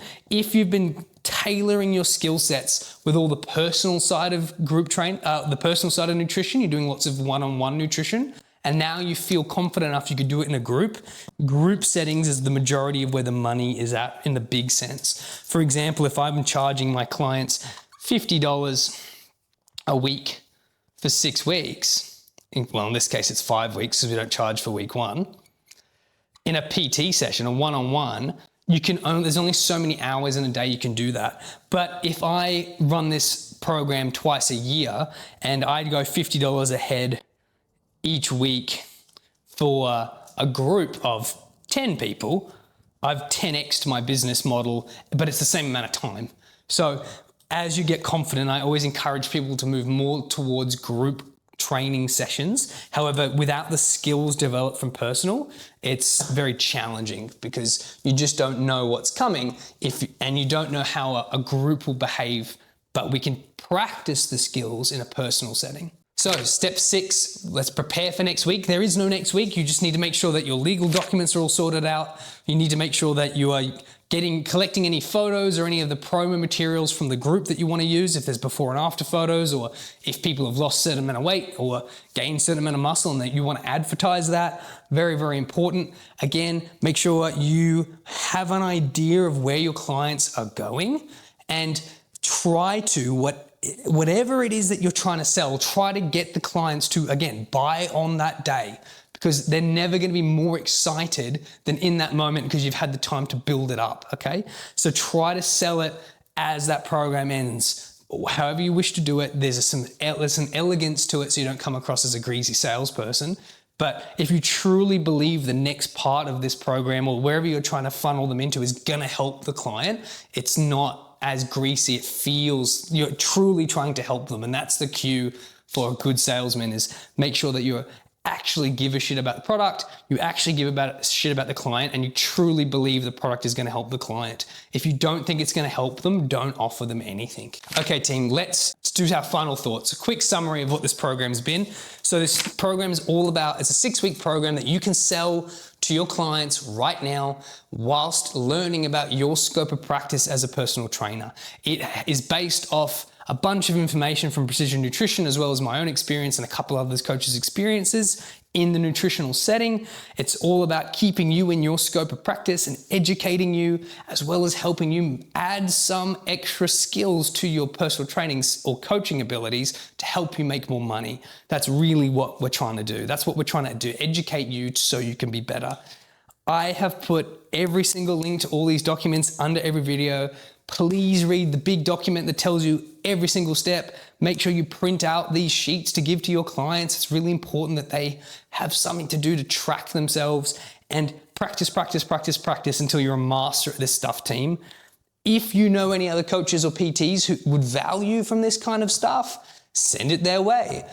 Try to help the person next to you. That's the only cost I ever ask. These things are all free, but I ask you to try to help the person next to you, because if we all grow together, we can make this industry of coaching and personal training far more real and far heavily respected, because we can provide better services. I do encourage you to educate yourself further in nutrition. You will need very good nutritional skills on longevity going forward. I personally like Precision Nutrition, which is an online website, which the link that I've provided to you will send you to if you choose to use it. And if not, if you find your own thing, send it to me. I love to hear about the different educational platforms that are going at the minute. If there's a better one than Precision Nutrition, I'm happy to look into it. So thank you so much for your time, team. Message me with any queries or any questions, and go and make some money. Hey, go make this profession fun, have a bit of fun, and just enjoy it, team. It's one of the best things you'll ever do.